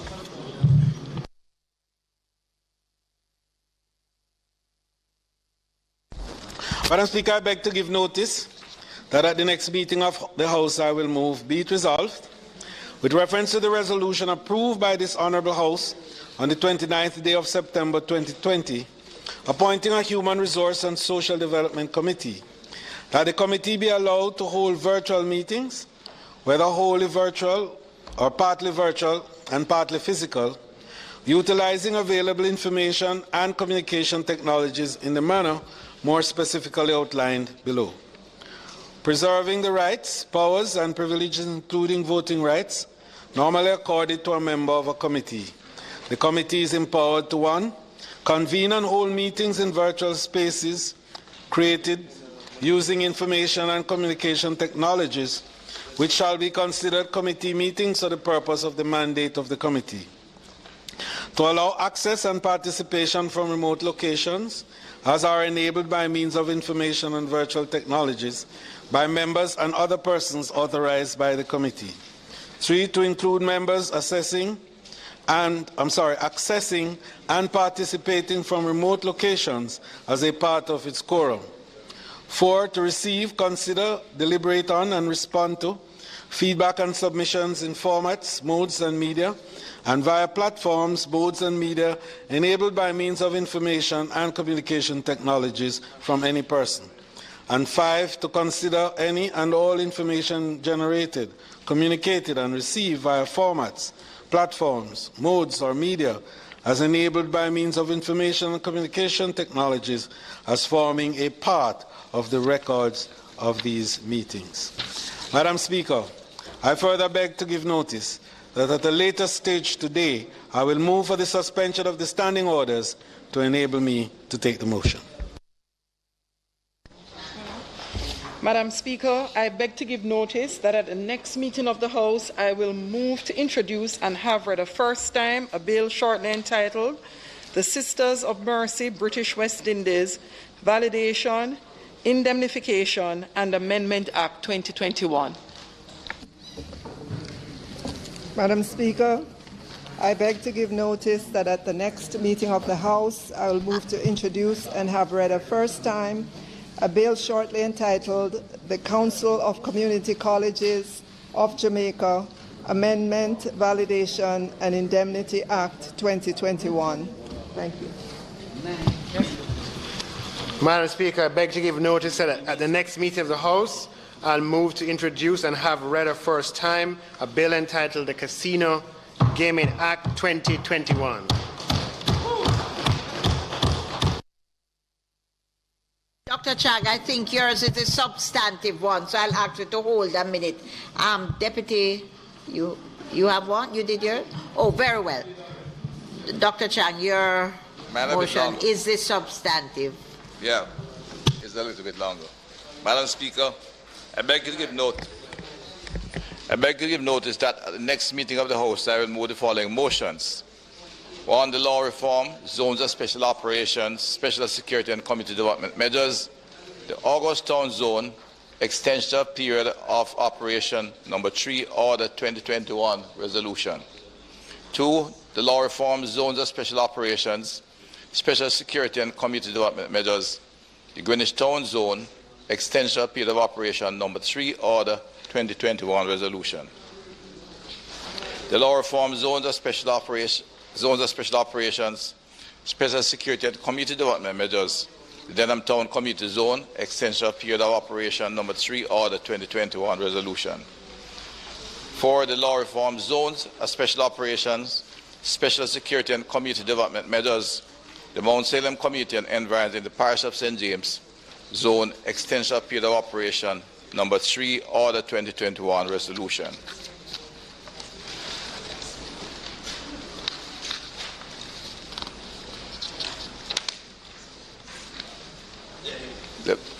The law reform, zones of special operations, special security and community development measures. August Town Zone, extension of period of operation. Number 3, Order 2021 resolution. Whereas Section 4 of the law reform, zones of special operations, special security and community development measures, Act 2017, hereinafter referred to as the Act, provides that the Prime Minister in Council may by order declare any geographically defined area within a single continuous boundary in Jamaica as a zone of special operations for a period not exceeding 60 days if there are reasonable grounds to believe that due to rampant criminality, gang warfare, escalating violence and murder and the threat to the rule of law and public order it is necessary so to do. And whereas in accordance with that section, the Prime Minister in Council made the law reform, zones of special operation, special security and community development measures, August Town Zone, Order 2020, and whereas that order provides the said zone shall operate for a period of 60 days, whereas Section 5 of the Act provides that as Prime Minister in Council, after consultation with Joint Command, may by order, subject to affirmative resolution of the House of Representatives, extend that said period for such further periods, each not exceeding 60 days. And whereas on the 14th day of June 2021, the Prime Minister in Council made the law reform, zones of special operation, special security and community development measures, the August Town extension of period of operation, Number 3, Order 2021.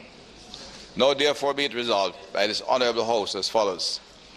1. This resolution may be cited as the law reform, zones of special operations, special security and community development measures, the August Town Zone, extension of period of operation. Number 3, Order 2021 resolution. 2. The law reform, zones of special operations, special security and community development measures, the August Town Zone, extension of period of operation. Number 3, Order 2021 is hereby affirmed. The Law Reforms Zones of Special Operations, Special Security and Community Development Measures, Act 2017. The Law Reforms Zones of Special Operations, Special Security and Community Development Measures, the Mount Salem Community and Environment in the Parish of St. James Zone, Extension of Period of Operation Number 3, Order 2021, Resolution. Whereas Section 4 of the Law Reforms Zones of Special Operations, Special Security and Community Development Measures, Act 2017, hereinafter referred to as the Act, provides that the Prime Minister in Council may by order declare a geographically defined area within a single continuous boundary in Jamaica as a zone of special operations for a period not exceeding 60 days if there are reasonable grounds to believe that due to rampant criminality, gang warfare, escalating violence and murder and threat to the rule of law and public order, it is necessary so to do. And whereas in accordance with that section, the Prime Minister and Council made the law reform, zones of special operations, special security and community development measures, the Mount Salem Community and Environment in the Parish of St. James, Order 2017.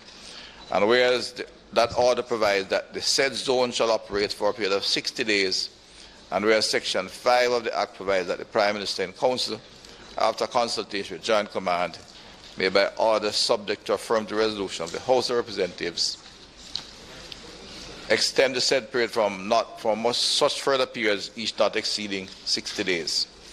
And whereas on the 14th day of June 2021, the Prime Minister and Council made the law reform zones of special operations, special security and community development measures, the Denham Town Community extension.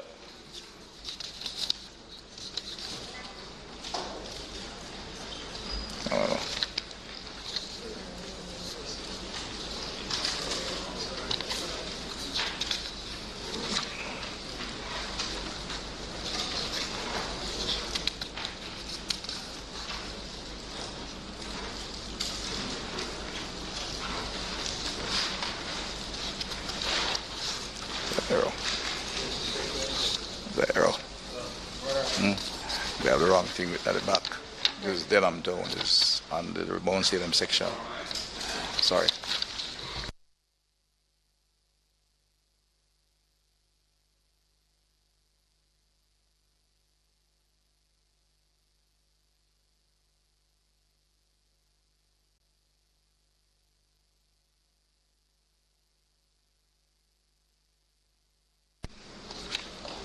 The Prime Minister and Council made the law reform zones of special operation, special security and community development measures, the Mount Salem Community and its environs extension of period of operation number 3, Order 2021.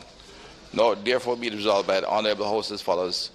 This resolution may be cited as the law reform zones of special operation, special security and community development measures, the Mount Salem Community and the environs in the Parish of St. James Zone extension of period of operation Number 3, Order 2021 Resolution, the law reform zones of special operations, special security and community development measures, the Mount Salem Community and environs in the Parish of St. James, extension of period of operation Number 3, Order 2021 is hereby affirmed. The law reform zones of special operations, special security and community development measures, the Denham Town Community Zone extension of period of operation Number 3, Order 2021 Resolution. Whereas Section 4 of the Law Reform Zones of Special Operation, Special Security and Community Development Measures, Act 2017, hereinafter referred to as the Act, provides that the Prime Minister, in Council, may by order declare any geographically defined area within a single continuous boundary in Jamaica as a zone of special operations for a period not exceeding 60 days if there are reasonable grounds to believe that due to rampant criminality, gang warfare, escalating violence and murder and the threat to the rule of law and public order, it is necessary so to do. And whereas in accordance with the section, the Prime Minister and Council made the law reform, zones of special operation, special security and community development measures, declaration of Denham Town, Community Zone Number 2, Order 2017, and where that order provides that the said zone shall operate for a period of 60 days, and where Section 5 of the Act provides that the Prime Minister and Council, after consultation with Joint Command, may by order subject to affirmative resolution of the House of Representatives extend the said period for such periods, each not exceeding 60 days. And whereas on the 14th day of June 2021, the Prime Minister and Council made a law reform, zones of special operation, special security and community development measures, the Denham Town Community Zone, extension of period of operation number 3, order 2021. Now therefore be it resolved by this Honourable House as follows. The resolution may be cited as the law reform zones of special operation, special security and community development measures, the Denham Town Community Zone, extension of period of operation number 3, order 2021 resolution, the law reform zones of special operations, special security and community development measures, the Denham Town Community Zone, extension of period of operation number 3, order 2021 is hereby affirmed.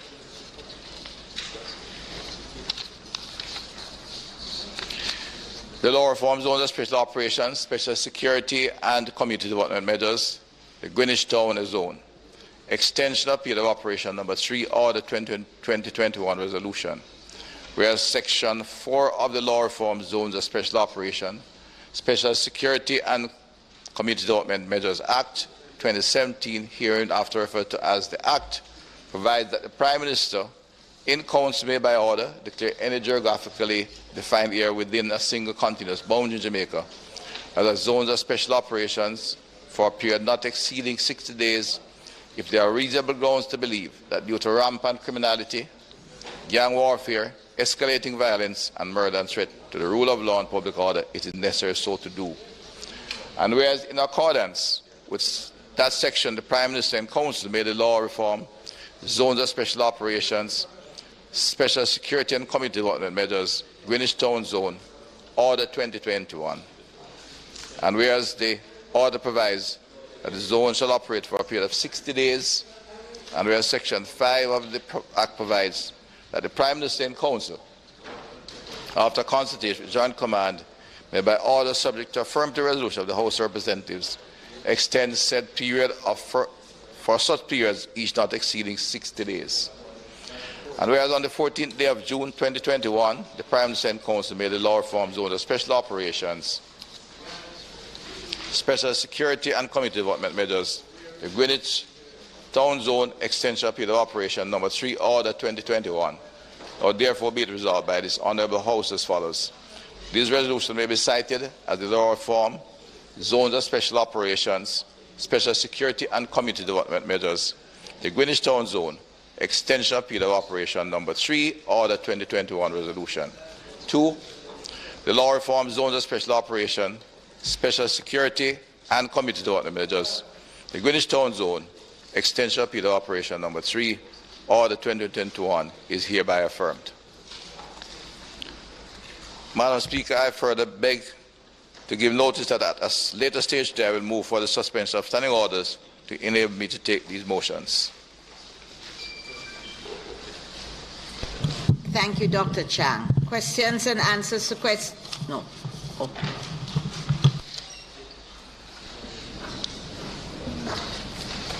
Thank you, Madam Speaker. Dr. Brownberg. Where?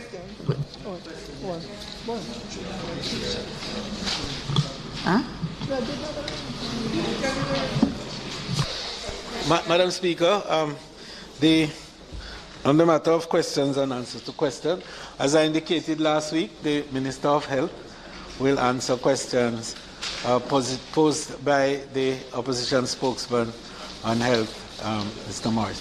And then the Minister of Education will answer questions posed by the opposite number, Ms. Brownberg. May it please you, Madam Speaker. Member, are you seeking permission to speak from a seat other than your own? Madam Speaker, this is my new seat that I've been assigned.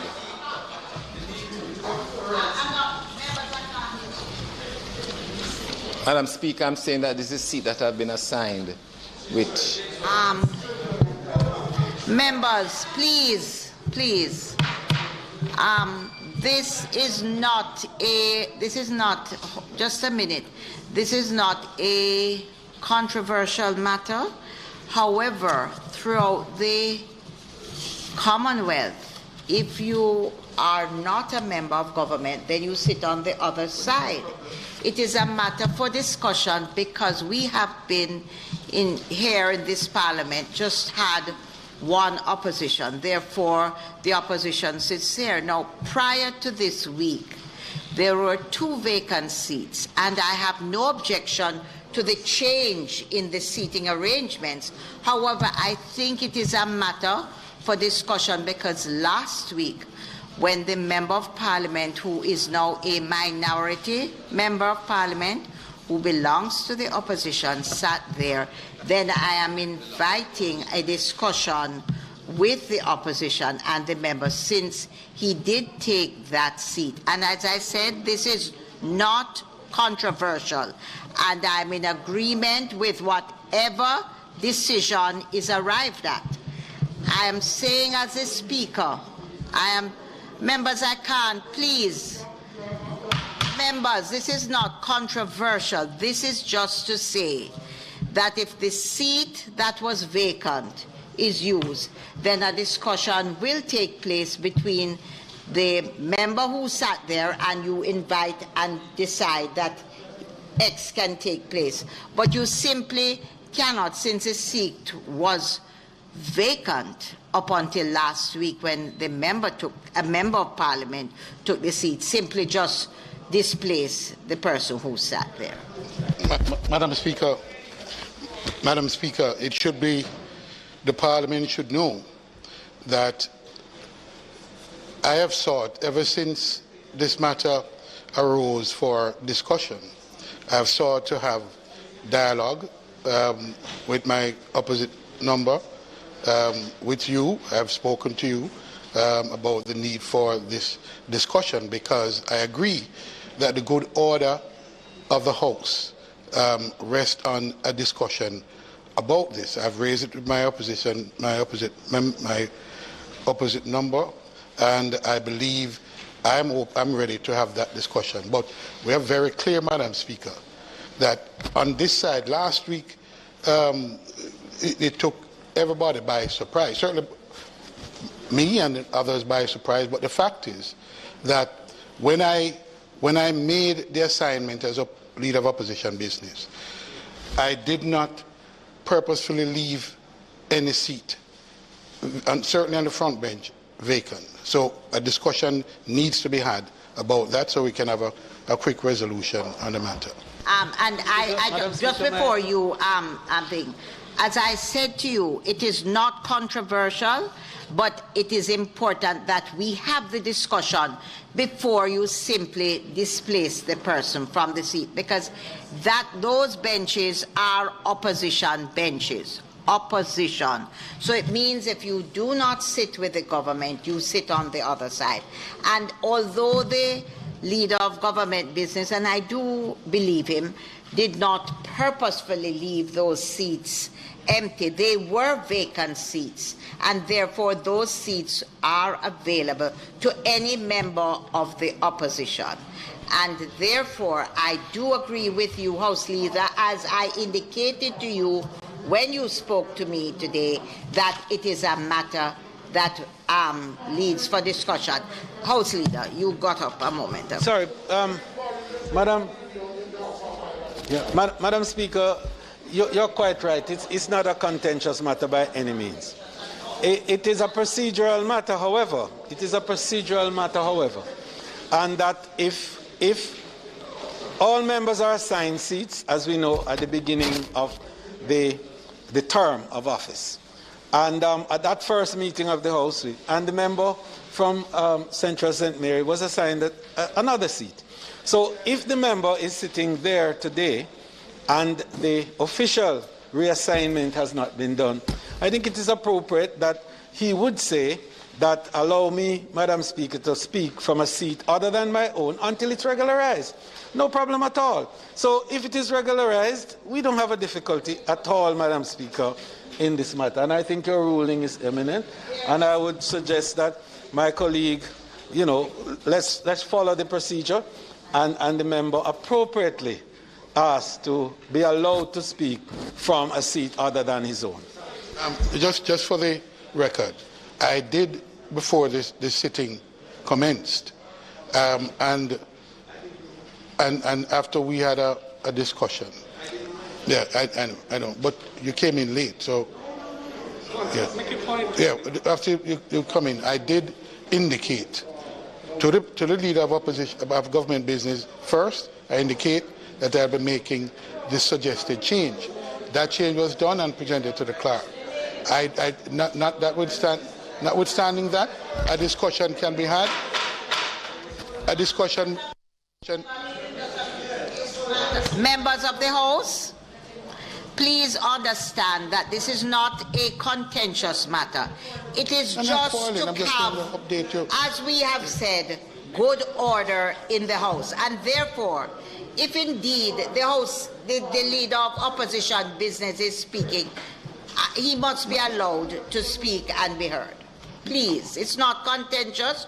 We just want to follow good order and have proper procedure in the House. That's all it is. There's nothing contentious.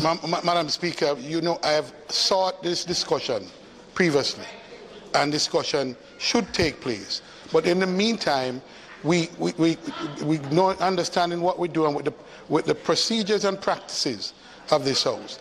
I have acted as opposition leader on this side to rectify that situation.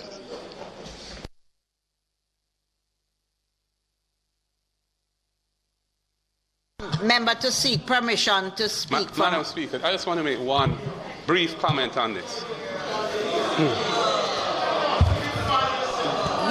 Madam Speaker. Just before you do, it certainly is not my practice, and I wouldn't want to deny the leader of the opposition from making a comment.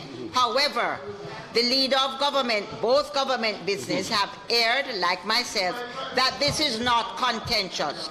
There is nothing for us to debate and make it. And I just want to know, it's just for good order. So I'm trusting that your comment will not do anything to derail the discussions for good order in the Parliament. Madam Speaker, I would just encourage that those discussions be had and be brought to a solution that is agreeable to both sides. As far as I am concerned, it is a contentious matter. I would say that because the circumstances in which a member from that side is now being asked to sit on this side is a matter we take very seriously. It's a matter that we take very seriously. I know the other side don't want to hear me on this, but I just want to make this point because it is a matter which we take very seriously, and I would hope that between the leader of opposition business in the House and the leader of government business in the House, we can work out a solution to it which is not confrontational and which is satisfactory to both sides. You know,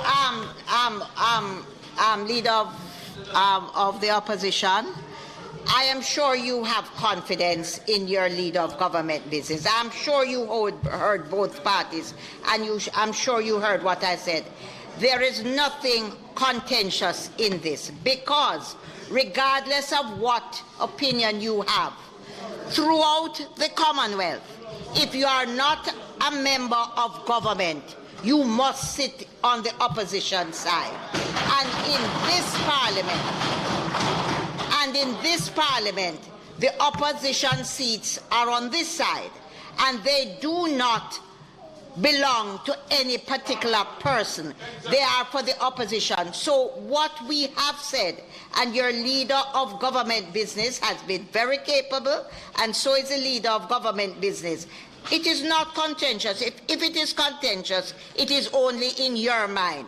But for good order,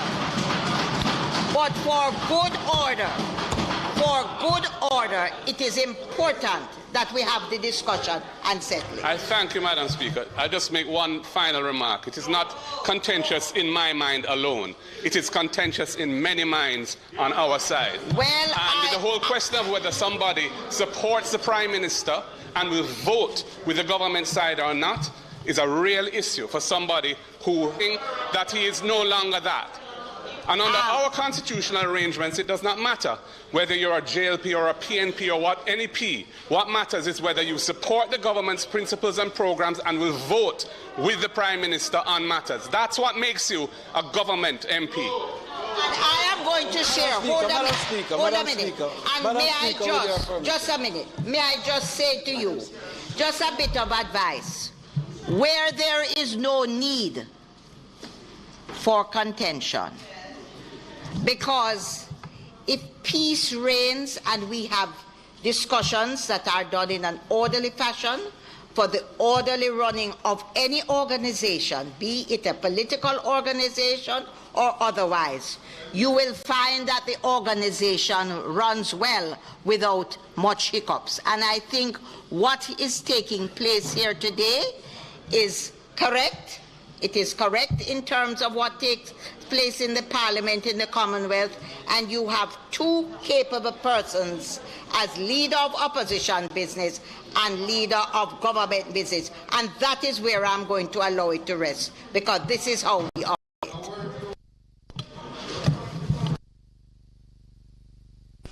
Madam Speaker, in light of the controversy, may I be allowed to speak from a seat other than my own?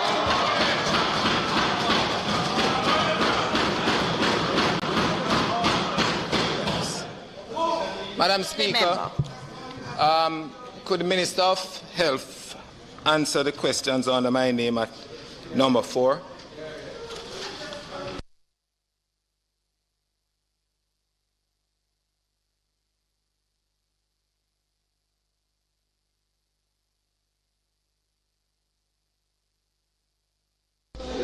Madam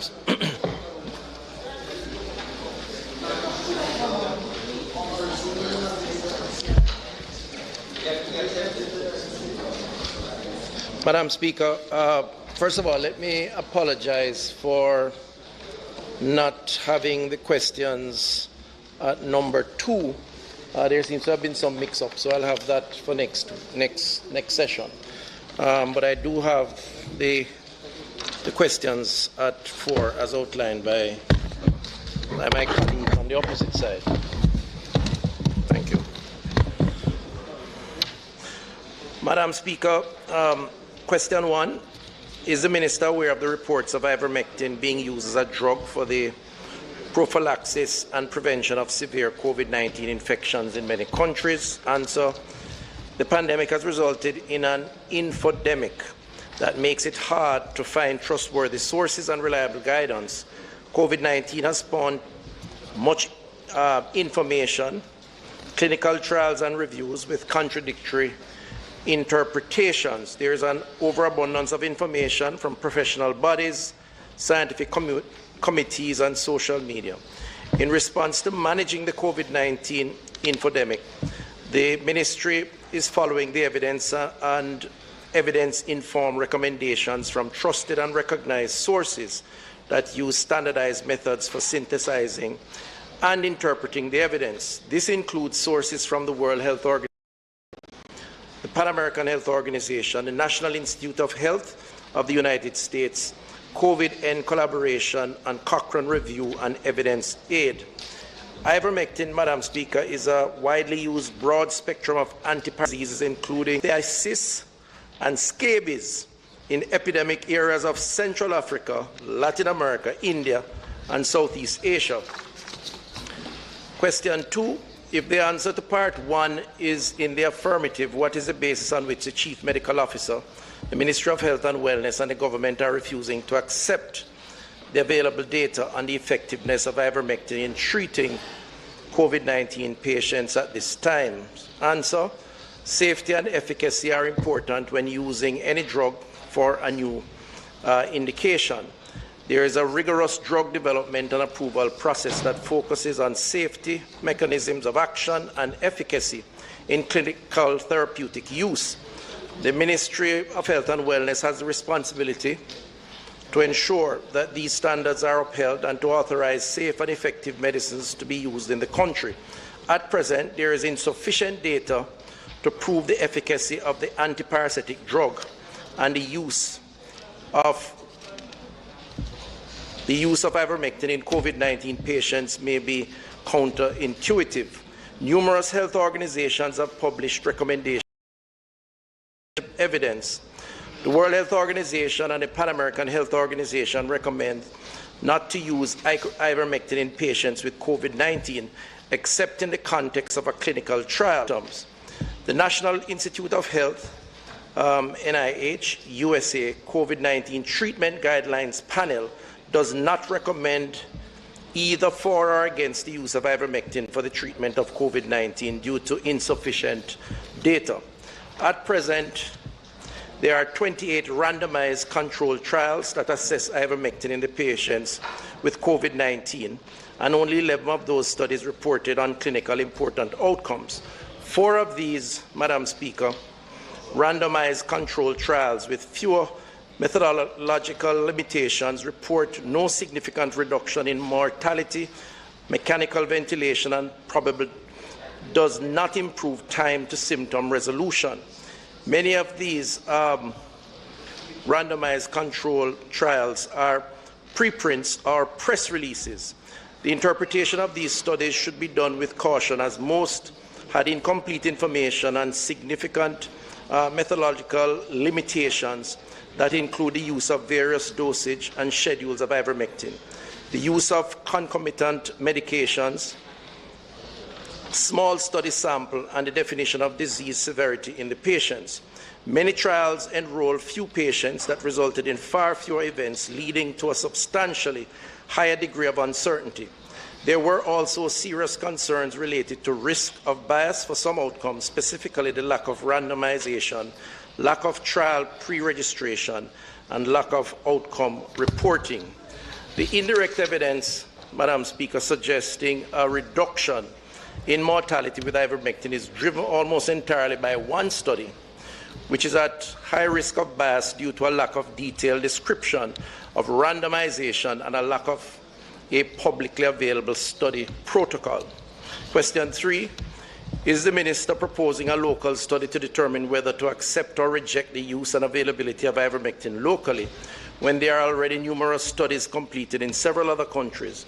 See, for example, below the recent meta-analysis of 52 studies, including 27 randomized controlled trials. Answer, the urgent need for evidence on measures to respond to the COVID-19 pandemic has led, Madam Speaker, to a rapid escalation in numbers of studies testing potential therapeutic options. The vast amount of data generated by these studies must be interpreted quickly so that we, the Ministries of Health and Physicians, have the information to make optimal treatment decisions.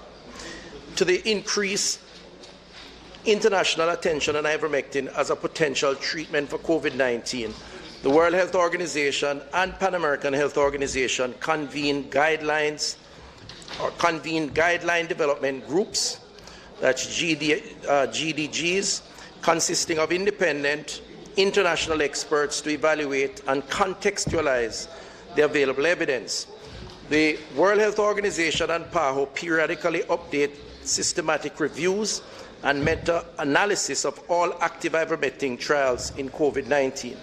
The Ministry of Health and Wellness here in Jamaica will continue working closely with those bodies, that's the Pan-American Health Organization and the World Health Organization, to adopt and update the recommendations based on newly available evidence or therapeutics and clinical interventions that may reduce mortality and morbidity in our country. Question 4, does the Minister recognize that we are in a crisis requiring immediate action to make ivermectin available to save lives in Jamaica, and that a local study is unlikely to significantly augment the existing body of knowledge regarding its effectiveness, but the related delay could result in an unacceptable high number of potential preventable COVID-19 deaths among Jamaicans? Answer, this is an unprecedented health crisis, we accept, and many countries are facing similar challenges, but there is a need to balance evidence-based medicine and good clinical judgment for safe and effective treatment for COVID-19. The Ministry of Health and Wellness needs to carefully evaluate the scientific evidence on a drug to be sure that it is both safe and effective for a particular use, and then to decide whether to approve it. Currently, the Ministry is directing resources and attention to beneficial and supportive care interventions that decrease morbidity and mortality due to COVID-19. Using any treatment for COVID-19 that is not approved, unless part of a clinical trial, can cause serious harm. It also noted that the evidence suggesting possible harm associated with ivermectin treatment with increased adverse events. Based on the results of the high-quality studies, ivermectin may not significantly reduce mortality and probably does not improve time to symptom resolution. Ivermectin is used in small doses for the treatment of parasitic diseases. An in vitro study has shown ivermectin to inhibit the replication of SARS-CoV-2 in cell cultures. However, to achieve the plasma concentration necessary for the antiviral efficacy detected in vitro would require administration of doses up to 100-fold higher than those approved for use in humans, leading to toxicity and adverse events. Question 5. Will the Minister make public the Ministry's risk-benefit analysis that has been done, which has led to the decision not to permit the immediate importation into Jamaica and local distribution of ivermectin to treat patients with COVID-19? Answer: the Ministry is focused on providing access to medications and clinical interventions that are proven effective for saving lives as the pandemic evolves. Given the current public health crisis, utilizing a therapeutic risk-benefit analysis is essential for evidence-based clinical care. The Ministry is continually following on the studies and analysis published by the WHO and PAHO. The WHO and PAHO have compiled a database of evidence on potential therapeutic options for COVID-19 and will assess and update its position as new evidence emerges. At present, the PAHO-WHO clinical guidelines have many recommendations for the management of COVID-19 patients that have been adopted by the Ministry to the local context. Some of these recommendations include the use of steroids in severe disease, access to oxygen, respiratory support, and other such guidelines. Question 6.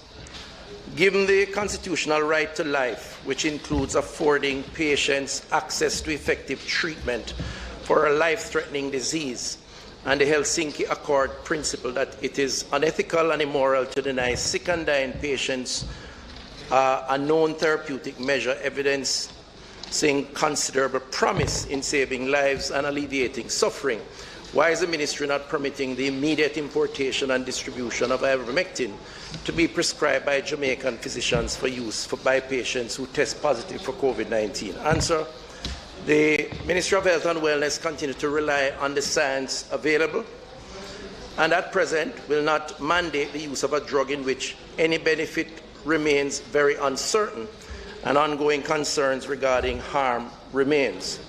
In the treatment of an individual patient where proven interventions do not exist or other interventions have been ineffective, the physician may use an unproven intervention if it offers hope of saving lives, re-establishing health, or alleviating suffering. The declaration of the Helsinki is also very clear about the duty to prove every treatment. The use of ivermectin in COVID-19 patients is not a proven intervention. COVID-19 is a public health emergency and not an isolated case, and it is the moral obligation of the health authorities to protect the population health by ensuring that proven interventions are provided. The use of unproven interventions should only be offered as part of a clinical trial to ensure the safety of the patients, and only in exceptional circumstances in which unproven interventions cannot be offered as research. They may be used ethically under the monitored emergency use of unregistered intervention framework. And there are some appendix that should have been, well, there is some reading material, Madam Speaker, attached. This is a very technical response, and I can't claim to be as technical as the response. Clearly, a lot of the responses were provided by the clinicians. and I am delivering the information. But for benefit of the House and others, there is a reading list of significant volumes from the WHO and from several other research papers to support the discussion and the responses. Thank you, Madam Speaker.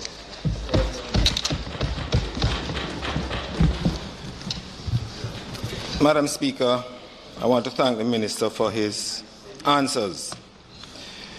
But I'd like to ask a series of follow-up questions, and it is my hope that the Minister will not consider them technical enough not to be able to answer.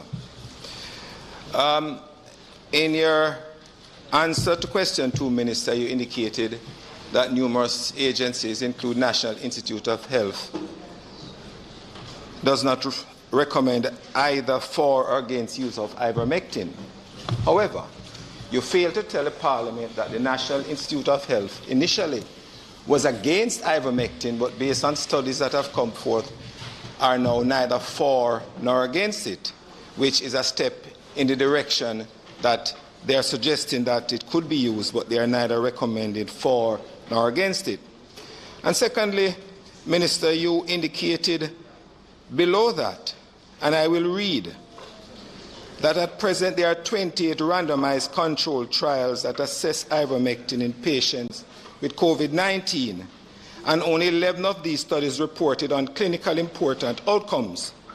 4 of these randomized controlled trials with fewer methodological limitations report no significant reduction in mortality, mechanical ventilation, and probably does not include time to symptom resolution. What has happened to the other 7 reports that you could have indicated what those results were as well? And secondly, Minister, there seems to be a double standard in the Ministry of Health. One, in that the ministry has given approval for remdesivir to be imported into the country, to be used when WHO indicated that it has no efficacy. In fact, I'll read from the WHO Solidarity Trial, which was published on the 15th of the 10th, 2020, and I quote, "It found that all 4 treatment evaluated, remdesivir, hydroxychloroquine, lipivir, and ritonavir and interferon, had little or no effect on overall mortality, initiation of ventilation, and duration of stay in hospital patients." But yet, Minister, we are prepared to import remdesivir in this country at significant costs, which costs about almost $1 million Jamaican for treatment for a patient. But yet, for the same reason that the WHO and other organizations have indicated that there's no benefit, we can't import ivermectin for the same results that remdesivir is giving us, and it is much cheaper. Well, Minister, the double standard even goes even further.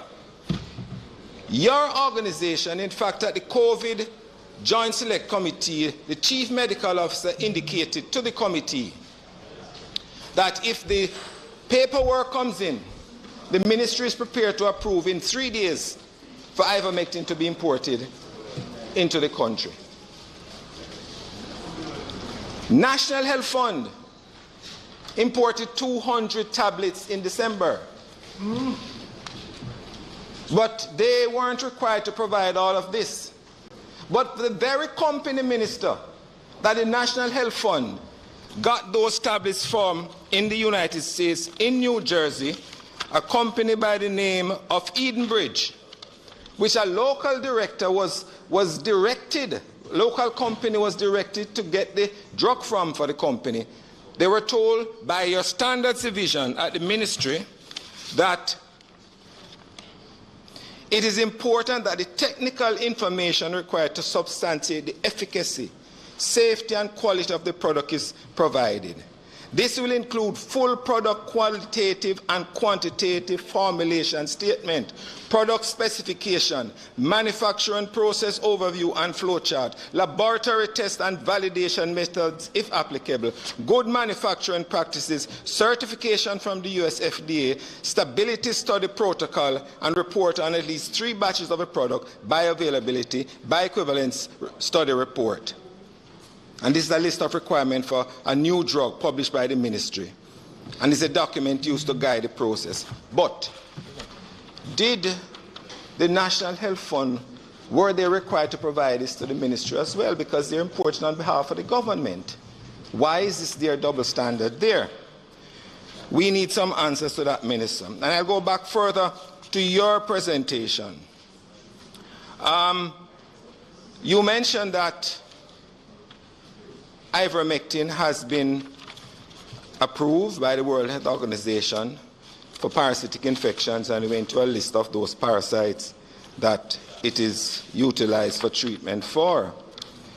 But WHO also indicated that there are certain drugs in that listing, the essential listing, which speaks to safety and efficacy even to children under the age of 12 years old. And Ivermectin is one of those. We understand the concerns that you have, Minister, your technocrats have, in that WHO says you mustn't do this and you can't do it. But you speak, you have forked tongues, because WHO says that you're not to use remdesivir, but the country imports it at significant cost to the taxpayer. But Ivermectin, we have decided that we're not going to utilize it. Why? What is the basis for that? Minister,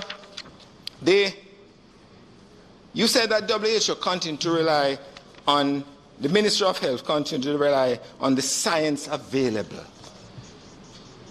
But you know, Minister, when aspirin was developed, it was found to be the bark of a tree, the willow tree, that people over a period of time started to boil and drink and realized it relieved pain, and aspirin was synthesized from it. There are many studies across the globe now which demonstrates that countries have been utilizing ivermectin with some reduction in mortality, with some reduction in morbidity. We have seen where there have been reports, and yes, Minister, you mentioned infodemics. The fact is that in India, all the states in India started using ivermectin with reduction in the number of cases. And the one state that didn't do any use of ivermectin, which is Tamil Nadu, and their cases have been tripling in terms of their deaths and the numbers of persons.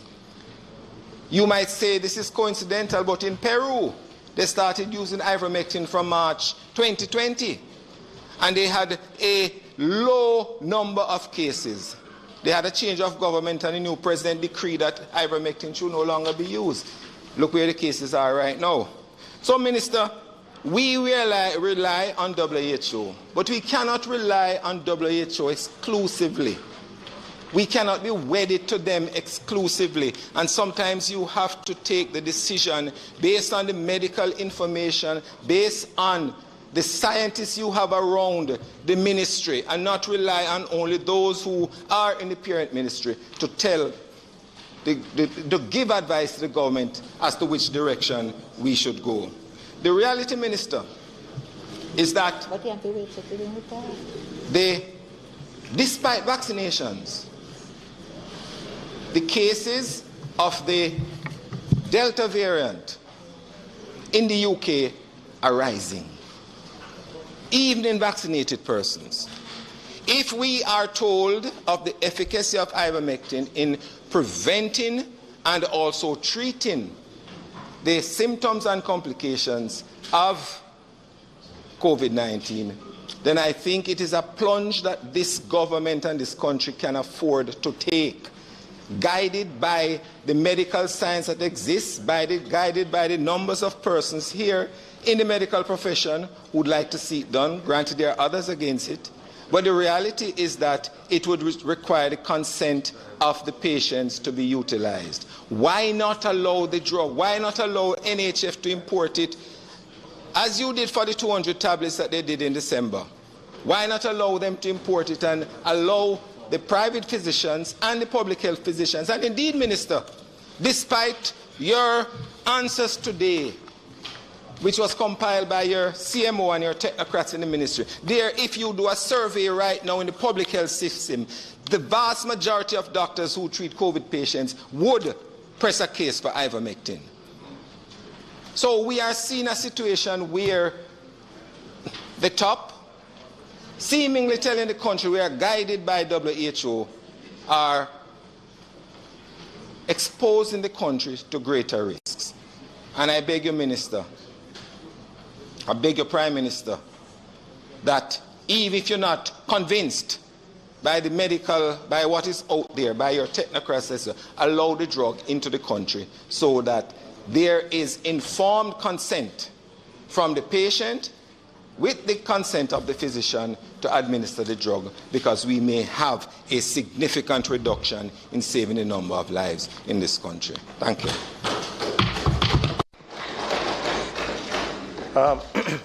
Thank you, Madam Speaker and colleague. Madam Speaker, I'm not going to attempt to go into a sort of technical response, because I'm at a distinct disadvantage, as said earlier, in that I'm not a physician as my colleague on the opposite. And this is the justification for or against is based on claims of science, clinical science and trials. So I have to follow the script. But I think I can make a few general points that addresses the concern that the member raises. First of all, we have to be very careful, Madam Speaker, that we can't have our cake and eat it as it relates to our dependence on the multilateral organizations which have guided us in terms of good public policy. Policy that originates out of significant research, global research, assessment by experts that originate from all parts of the world. And in the context of a small country like Jamaica, where we have done well in terms of our Human Development Index, with immunization, for example, being a key plank of that, now deviate and even discredit the recommendations of those very experts that we have depended on to develop our own population over an extended period of time. And I hope, I really hope that the desire by some, and I appreciate the debate, Madam Speaker. The fact is, it's a difficult situation, because we're all searching for solutions. We all want the country to be safe.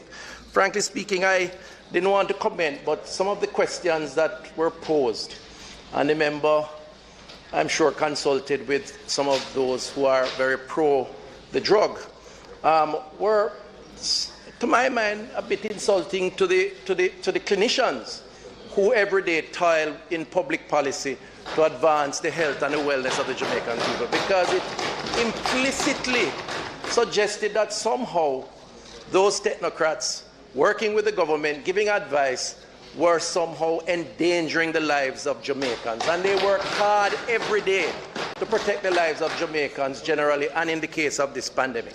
But, you know, I didn't take too much offense to it, because I know it's a controversial issue, so we have attempted to respond to the questions. But the WHO is not the only organization with all its experts that have commented on this drug and have not concluded on recommending the drug.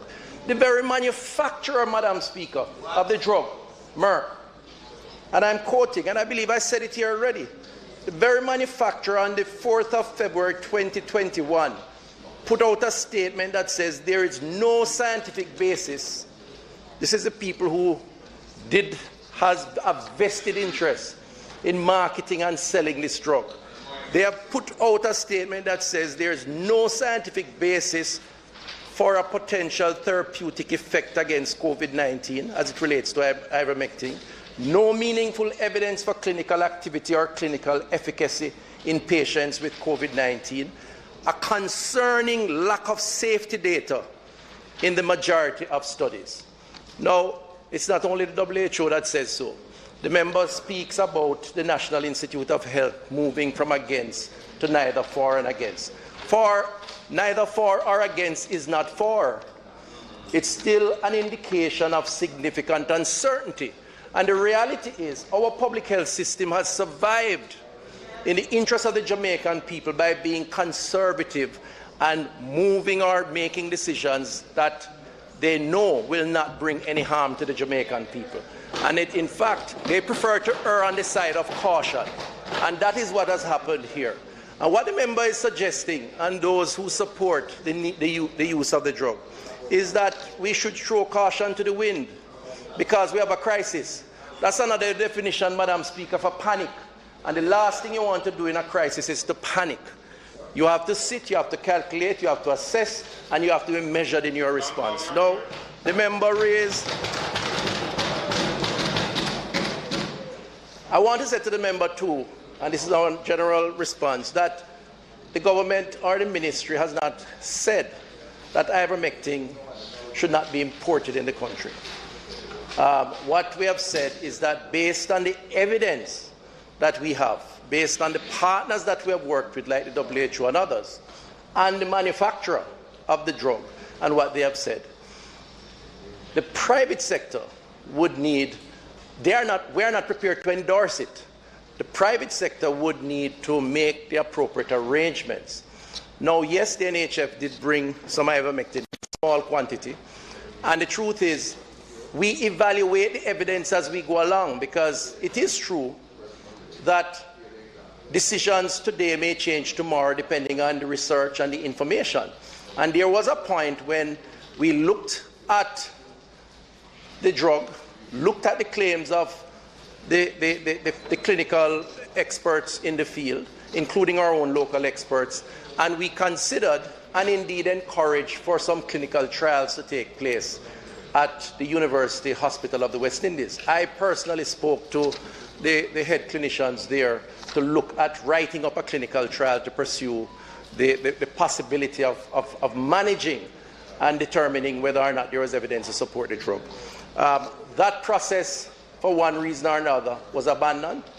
The private sector is still entitled to bring the drug in, but the member outlines a series of requirements to bring the drug in.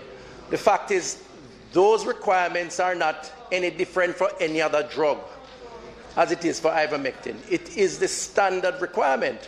When you want to import a drug, you have to provide the technical details to ensure that what you are claiming for the drug is in fact the case based on the studies that have been done. And what I am told by the standard agency has not yet happened is that no private sector entity has provided, as a matter of fact, up to 2 days ago I am told that while there have been queries around importation, no application has been lodged with the standards agency. So the offer still stands to fast track an approval process, but you have to follow the procedure. And that is a standard procedure that applies to all drugs that makes claims to address particular situations in the society. So those are my general responses. I mean, the technical information I can make available, or we can arrange a discussion around those technical questions. But generally speaking, we have to be guided by what the science says, and that is what is the foundation of our position currently on ivermectin. Thank you, Madam Speaker. Madam Speaker, just 2 follow-up questions. Thank you. Minister, certainly there was, I was a little taken back that you indicated or suggested that it was offensive to the clinicians who toil every day. Fact of the matter is that these questions came from some of the very said clinicians who toil every day. So they would be offending them own selves. But secondly, on another matter, Merck has no vested interest in producing ivermectin now, Minister, simply because the patent has expired many years ago. In fact, they have refused to endorse it for COVID-19 simply because of the potential for lawsuit. So to say that the manufacturer said they explicitly forbid ivermectin to be used for COVID-19 is a red herring. The fact is that ivermectin is being produced by so many other countries that have US FDA approval, including the company where you got the 200 tablets from, which is Eden House. So the reality is that it is being produced cheaper out there by other companies, not only in the US, but across the entire world.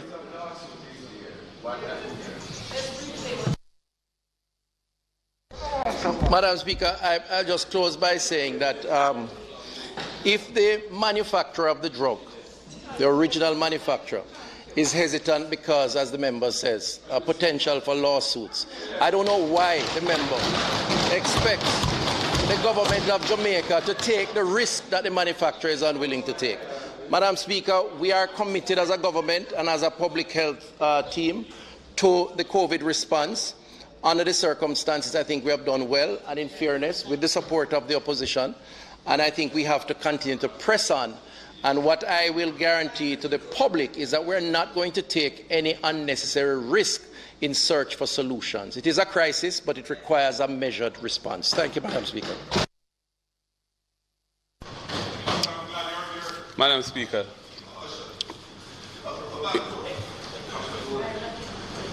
one understands the Chief Medical Officer and her team being cautious on approving a drug. There's a standard process by which drugs which are manufactured abroad can be imported into the country. And in this instance, and it takes a long time usually to comply with that. It's not a quick process. We are faced with a situation where this disease, COVID-19, which is mutating on an almost weekly basis, it seems, and producing variants which are more increasingly more infectious, and in some instances maybe even more dangerous than the original disease that emerged towards the end of 2019. And there is really no drug on the market which has been developed to treat it. The remdesivir, which has been allowed into the country, is extremely expensive, was not developed for COVID-19, but it was considered to be a drug which could be efficacious in the treatment of COVID-19, and its importation has been facilitated, and it is available to physicians treating patients. Ivermectin is a much, much cheaper drug.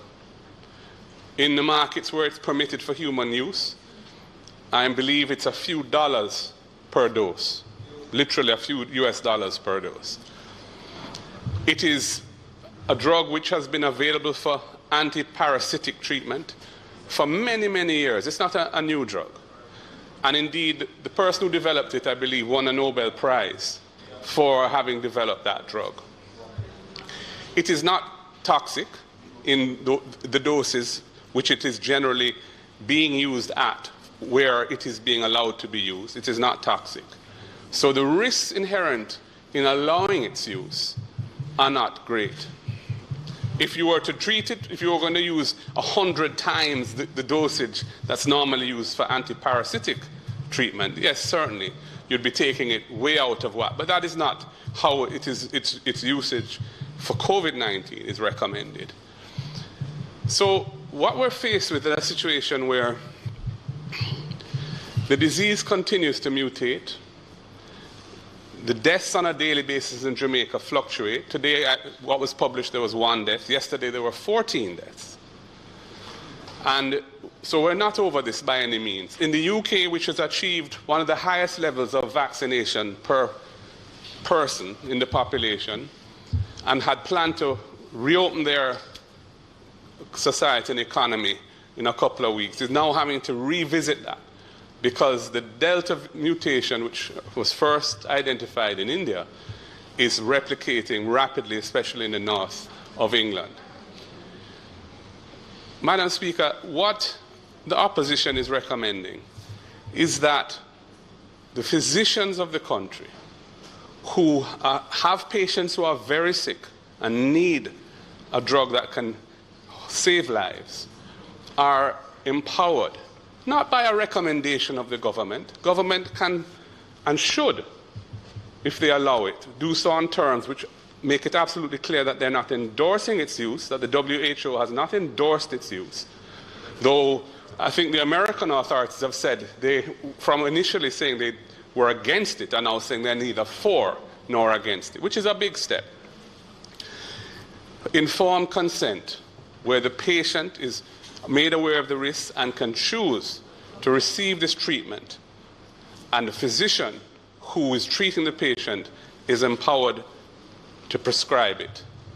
I think that is the way we should be going, especially since it's not toxic.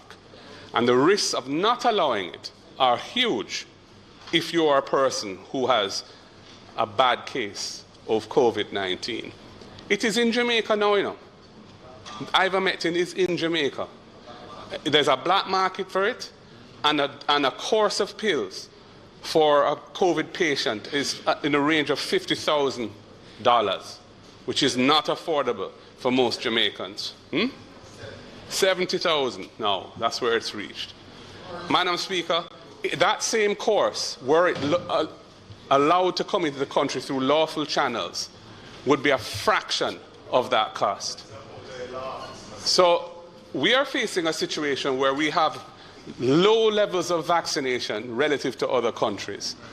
We have a lot of vaccine hesitancy in the country, which we're not adequately addressing, so that we are nowhere near even double digits as a percentage of the population.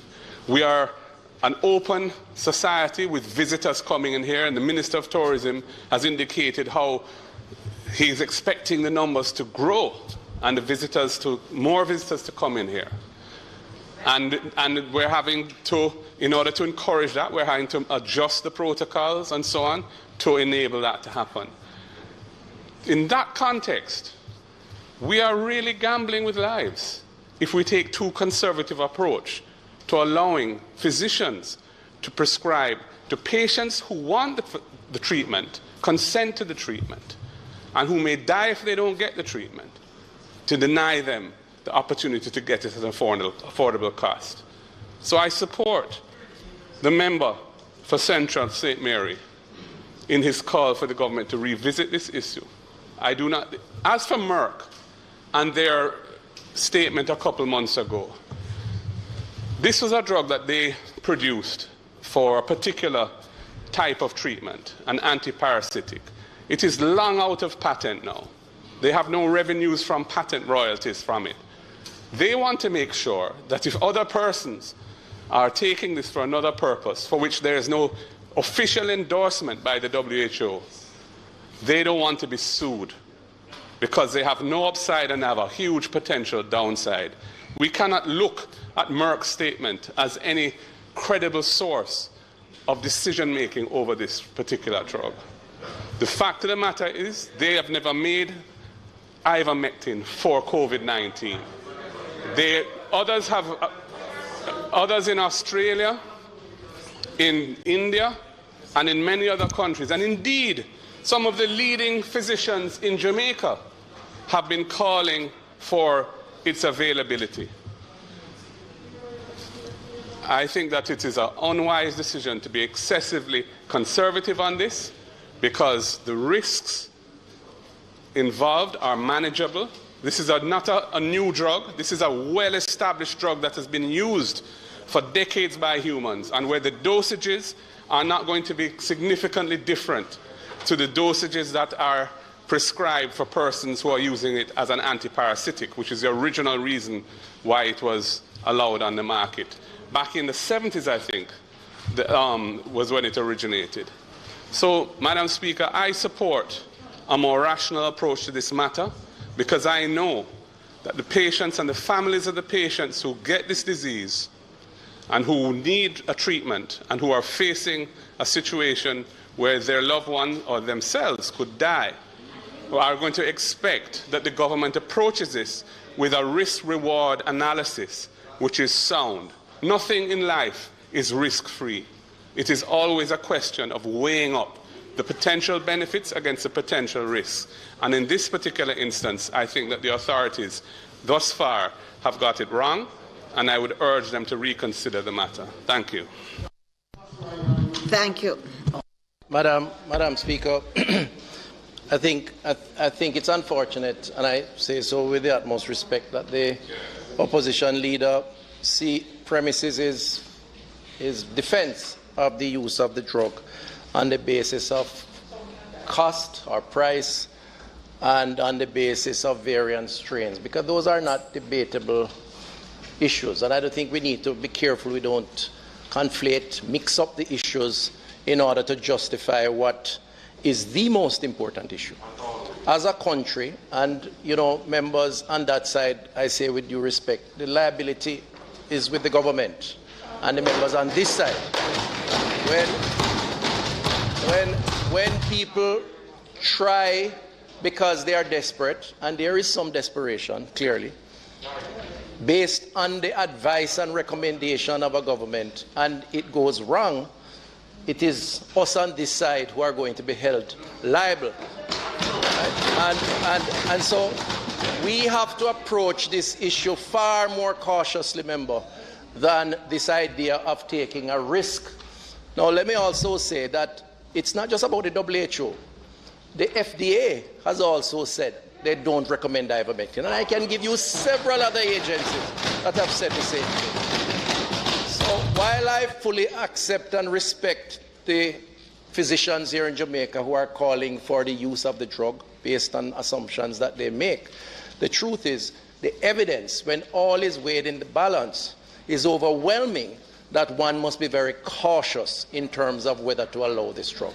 And I have to give credit to the technicians, the clinicians within the ministry who spend their lives trying to ensure that the response to COVID is one. And they have done so, and I'm sorry to be taking up additional time, Madam Speaker, but it's important. They have done so better than most. The death rate in Jamaica for COVID-19 is 1.8%. The global average is 2.2%. So even without the recommended use of ivermectin, we have saved more lives in this country. 50,000 diagnosed infections, just over 1,000 deaths. Every death is regrettable. But we have sent far more people home, having diagnosed them and treat them, than persons who have been dispatched elsewhere. So I don't think it is fair for the opposition to lecture us, Madam Speaker, with due respect, on the treatment and the response to the COVID-19 pandemic. And as it relates to ivermectin, we have not said that an entity cannot import it.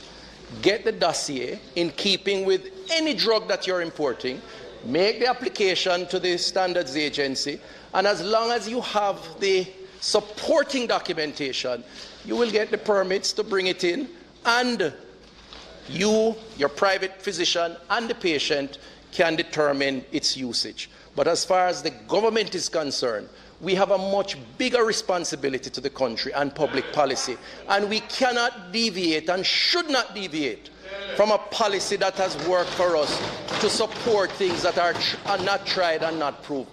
And that is the position that we have taken to date. I'm not saying it will change or it won't change. It may.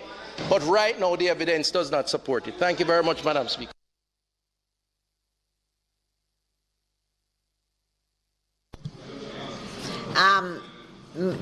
Minister.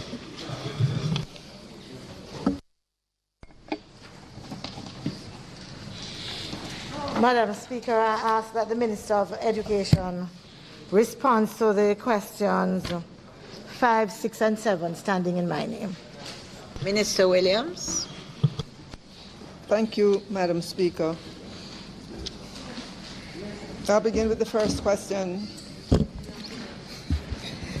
Given the most recent advisory from the Ministry of Education, Youth and Information in respect of the performance task component of the primary exit profile examination indicated that it is to take place over 2 days, namely June 15 and 16, 2021. Minister, I'm sorry,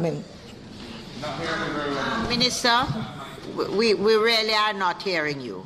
Okay. I'm not able to hear you. Yeah. No. Oh, then use Mr. Bill. You can. Okay. All right. Thank you, Madam Speaker. Sure.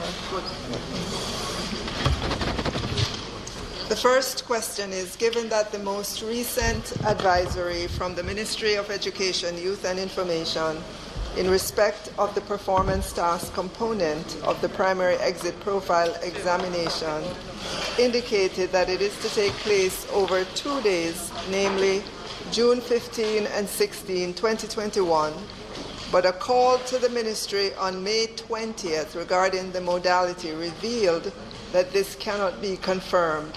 Would the Minister please provide a timeline for the provision of this implementation? The response: the decision was taken to postpone all the remaining national assessments at the primary level until the latter half of the Christmas term of the upcoming academic year 2021-2022. These assessments include the following: Grade 3 diagnostic test, Grade 4 and 5 performance tasks. The second question: if the timeline is not to be provided immediately, would the Minister please advise the Honourable House of the most appropriate preparation strategies to be adopted by schools in the absence of this information? The response: all grades 4 and 5 students are scheduled for face-to-face instruction in preparation for their examinations, and they would have started this on May 31, 2021 to July 2, 2021. The next question: is the Minister aware of the issues raised by the Caribbean Union of Teachers in relation to adjustments to the content and administration of examinations offered by the Caribbean Examination Council due to the effects of the COVID-19 pandemic? The response: the Ministry is aware of the issues raised by the Caribbean Union of Teachers in relation to the adjustments to the content and administration of the examinations. The requests have also been deliberated on by COSHAD, which is a Council of Human and Social Development, the Caribbean Territories, and the CXC.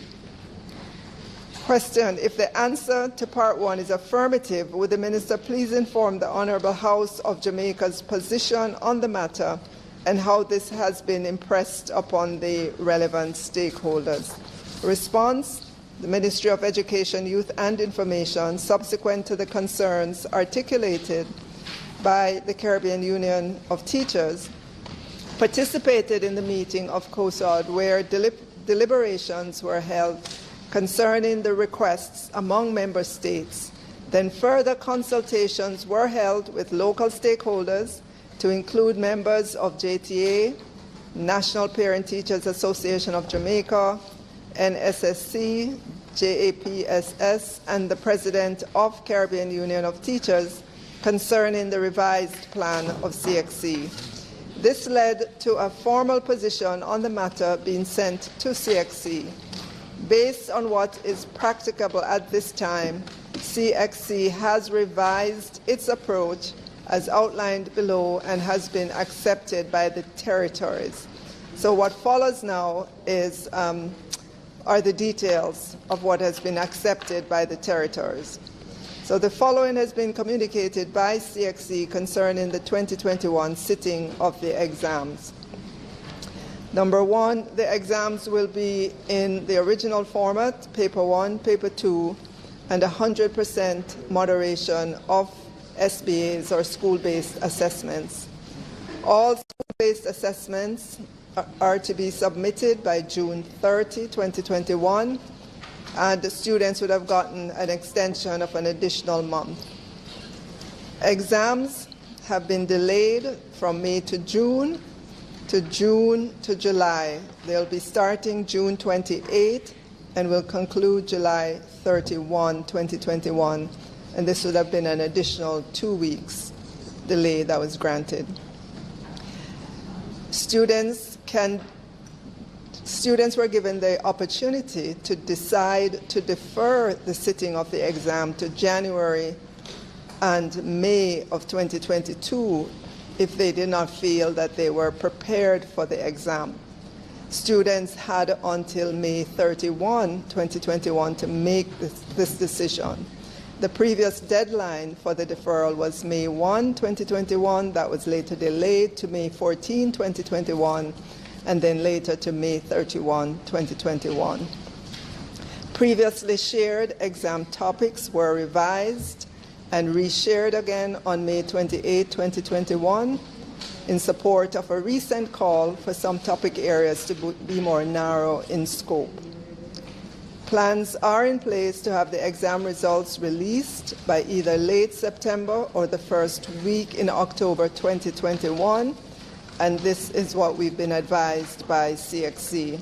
And then finally, CXC has indicated that consideration will be given in the grading process to account for the psychosocial effect of the pandemic on the students. Thank you, Madam Speaker. Madam Speaker, thank you very much, Minister, for the response to the questions tabled on May 26th. The first thing I note is that question number 7, that was also tabled on that day. I did not see a response for that. I'm not sure if it is that the Minister is not in a position to answer those questions today, but I know that nothing has been said in that regard. Which is number 7? Reader. That's the one. Which one is that? On page 4 of 4 that is circulated today.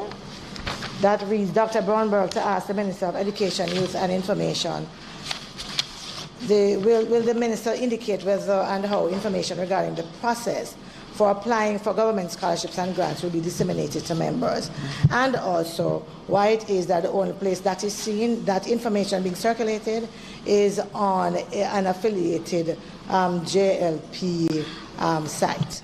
All right. Before you answer, Minister, I expect the Minister will answer the first part of that question, but in keeping with the standing orders that I'm looking at, and standing order 16, I don't see how the Minister would be in a position to answer anything circulated by any arm of any party at all. So I would expect the Minister to answer the part about this, but she certainly can't answer as to why something by an affiliate. No, it's not in keeping with the standing order, so you don't have to answer that. Okay. Thank you, Madam Speaker. So the question is, will the Minister indicate whether and how information regarding the process for applying for government scholarships and grants will be disseminated to members of Parliament to enable them to assist their constituents in that respect? And the answer is, just recently, in recent days, the Ministry would have created a website under which it aggregated all the scholarships that are available within the Ministry. And that website is tsap.moey.gov.jm. And if you go there, you will see general scholarships that include the annual Jamaica Scholarship, Emancipation Scholarship, UTEC Open Scholarship, Jamaica Technical High School Scholarship, Elias A. Issa Scholarship for Female, Math Science, TVET Education and Engineering Scholarships, In-Service Teacher Upgrade Program, and then under Tertiary Assistant Grants would be the Financial Assistant Grant, Jamaica Values and Attitudes Program. And anyone can go to the website, look at the information that is there. The forms are there for them to fill out the information. There is a team at the Ministry who do the assessment of these forms when they come into the Ministry to determine the scholarships that would be awarded. And this, we're going to put some communication around this because this is a new development. Prior to this, scholarships were kind of all over the Ministry and people had to find their way. But in the recent last couple of months, we've aggregated it into this website. But there was a website before, Minister. Thank you very much, Madam Speaker. Minister, I don't know if you'd be able to give me a little better clarity in respect to the January exam. If students do not wish to sit the exam in May to June, and they prefer to use January, because I don't remember that we have ever accommodated a wide scale of students, especially out of high school. It was more resits, and that was done at the private center. So I do not know if there will be an accommodation for the different schools in order for you to be able to facilitate this kind of request.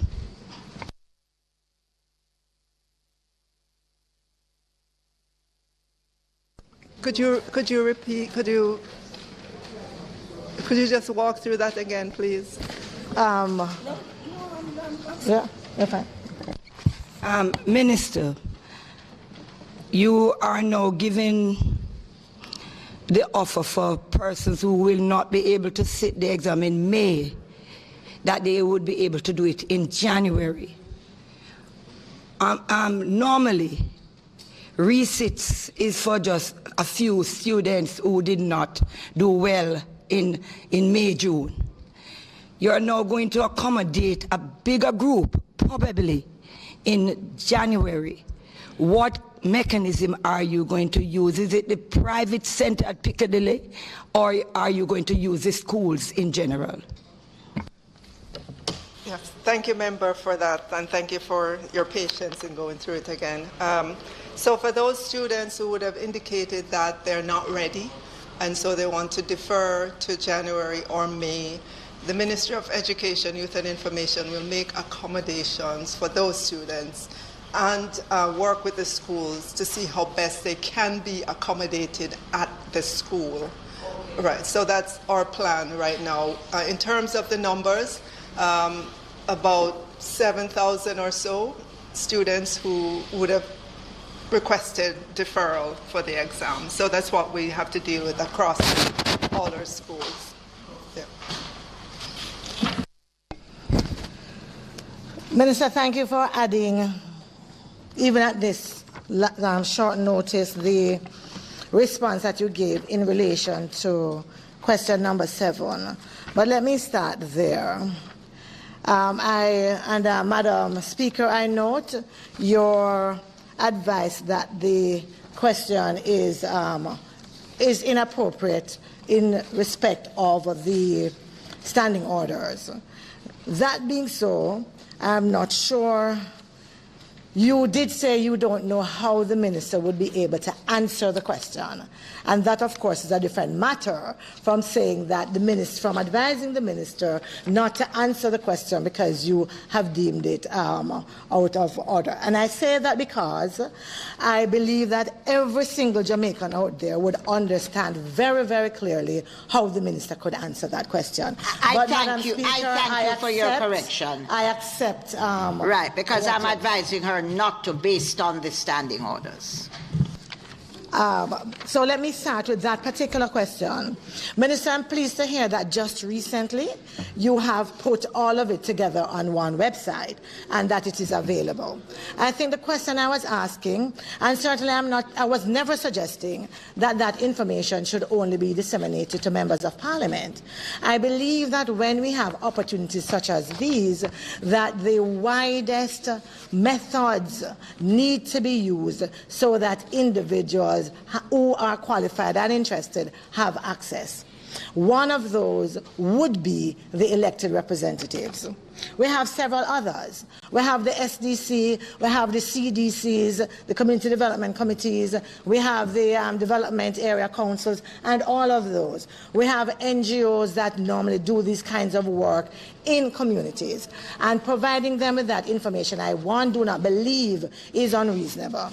I also especially don't believe it's unreasonable because whereas the ministry has just recently aggregated it and placed it on a website, certainly an affiliate of the Jamaica Labour Party had it circulating. So whereas I am not putting that question to you, it is out there, and I believe it is important to ensure that programs that are government programs, that they do not become just a political football, but that the greatest care is taken to make sure that they are disseminated to all individuals who would have the interest and the access to also circulate that to the beneficiaries and the potential applicants to whom it is these programs are directed. So that's just in relation to question number 7 that was not originally answered. In relation to the other 2 questions,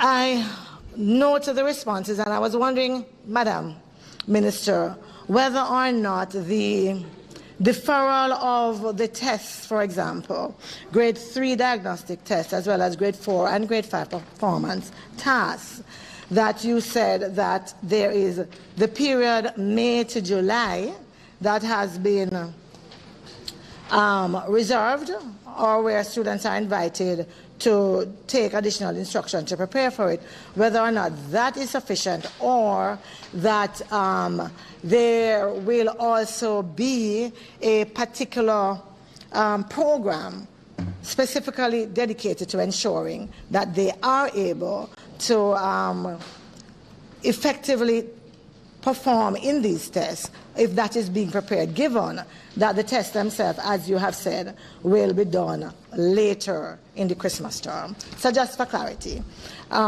you wanted me to pause now, Minister? I'm willing before I continue. Okay, with regards to the grades 3 and 4, they will get additional instructions in the Christmas term as well, because the plan is to have it later down into the Christmas term on those. And with regards to your assertions about the scholarships, the information on scholarships has always been available at the ministry on various parts of its vast website. What we simply did was to bring it all together to make it easier for persons to identify it and to list all of them in one place, rather than you having to go search all over the ministry's website. That's all we did. So anybody could have gone to the website and taken that information and repackaged it and sent it out to their groups, whatever that group is. It was never anything that the ministry itself did or anyone at the ministry did. It was just people searching. I didn't even know until you mentioned it that something like this existed. So it's nothing that the ministry did in terms of aggregating or repackaging this information. What we did was to bring it together on our website so it's easier for persons to find it. As I said, Minister, I do commend the effort, although it's a recent effort, as you have indicated. And I am extremely pleased to see that you have indeed answered the question that we had wondered if you would have been in a position to answer, which means that I quite understand that. I also, Minister, in terms of the issue as it related to Caribbean Union of Teachers, I believe that it is not a secret that many of the teachers, parents, students have been less than satisfied in the beginning with the level that they contended of the advocacy as it relates to Jamaica and our students who are sitting CXC exams. I'm pleased that the stridency of the Caribbean Union of Teachers calling on the ministers of education across the region actually got additional action done. And I think that is very good, and I thank you for enumerating what were some of the decisions that were made. Minister, in relation to that, just a follow-up on the students who would have deferred their exams. In discussing with a number of principals and teachers, there is a question that they are still not sure of in terms of how these students will be supported. Because you will have the current students sitting the exam, and then you will have these individuals who have deferred, and persons are wondering what accommodation will be made for them in terms of teachers, in terms of support, and even in terms of space in the schools and how that will be handled. I'm not sure, Minister, if you will be able to shed any light on that today. So actually, member, this was a question that MP asked. Right, so for the students who have deferred, how will they be accommodated? And I do admit that the ministry has not said publicly exactly how it will happen, and that we will do. We have just, I think, about 7,000 students who have deferred the CXC across all our schools. So within any one school, you know, it's manageable. The numbers are manageable. And we are going to work with each school to ensure that those students are accommodated at the school that they attend currently.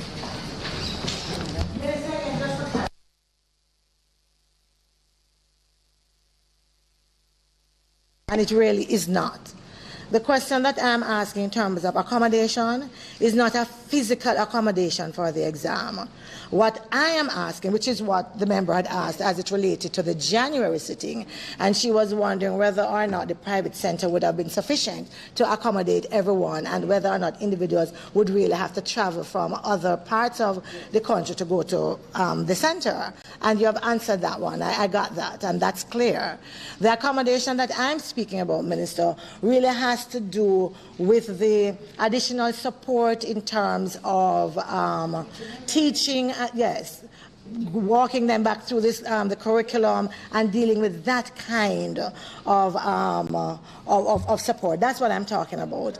How would the classes be? Would they have access to their teacher? Would they have access to be in classes to be able, as a kind of, kind of catch up and so on? Because persons are wondering how that will be handled, especially given the kind of sporadic online, offline, face-to-face that they have faced, and even in terms of the changes in terms of what is actually on the exam.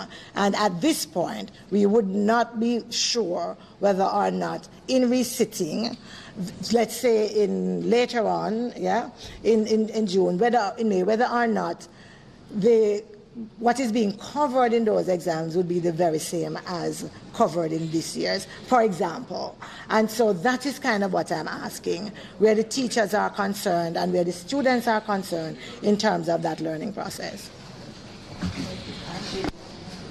So for the students who would have deferred to January, obviously they're going to need a more accelerated pace than the students who would have deferred to May. And the ministry has given its commitment, not just in terms of physical space, but in terms of other types of resources to those students who've indicated 7,000 is manageable in the system.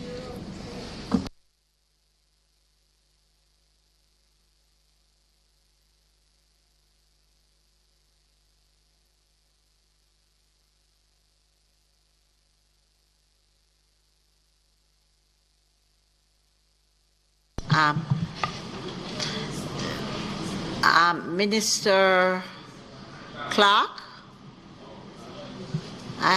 Dr. Chang is not in the house, so probably we could move on your.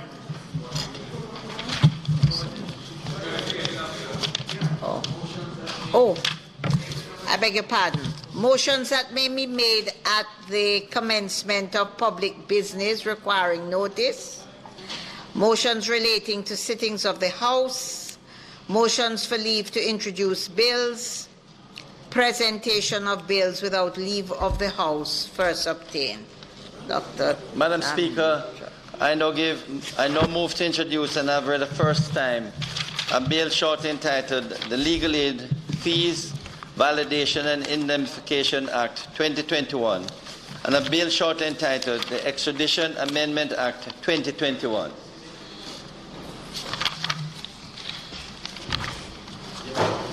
A bill shortly entitled the Legal Aid, Fees, Validation and Indemnification Act 2021 and a bill entitled the Extradition Amendment Act 2021 read a first time. Madam Speaker, I beg to give notice of second reading of the bills. It's not intended to take the bills today, Madam Speaker, but I'm hoping, with the permission of the Leader of the House and the Leader of Opposition Business, to take both bills through all their stages next week, Tuesday.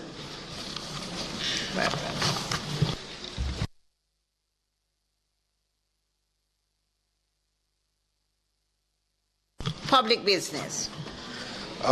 Madam Speaker, in public business, of course, the legislation in relation to the ZOSO will be dealt with by the Minister of National Security. In the meantime, Minister,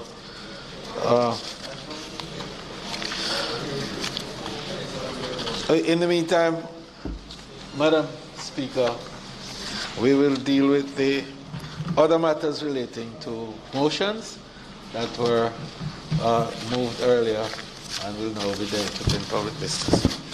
So, Madam Speaker, I now move for the suspension of the standing order to enable me to take the motion, notice of which I gave earlier, with regards to the standing orders being permitted, with regards to the Human Resource Committee being allowed to have virtual meetings.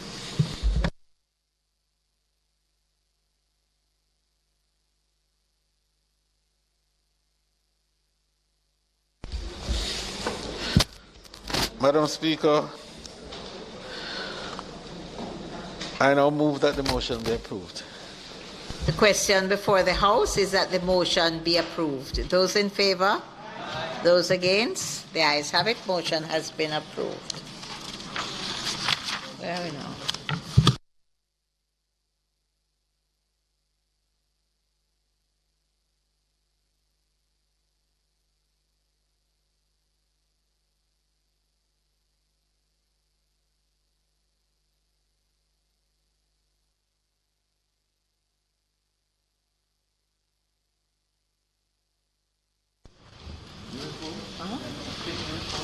Sorry. No, but I did.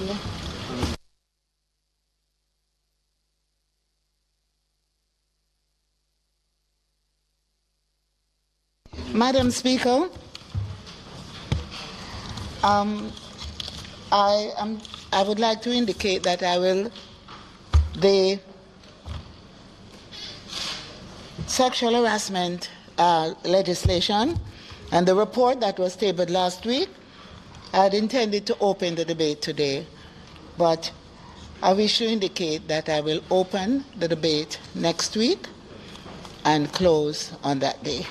Okay?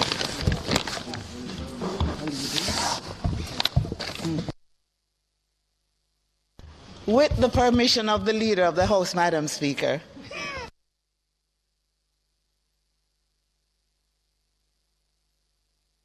The ZOSO legislations will now be taken by the Minister of National Security.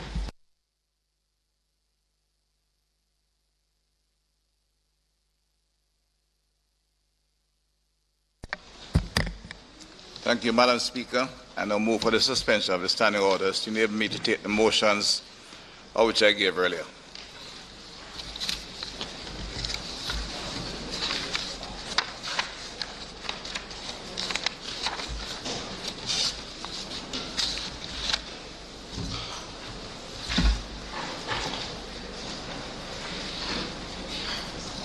Those in favor?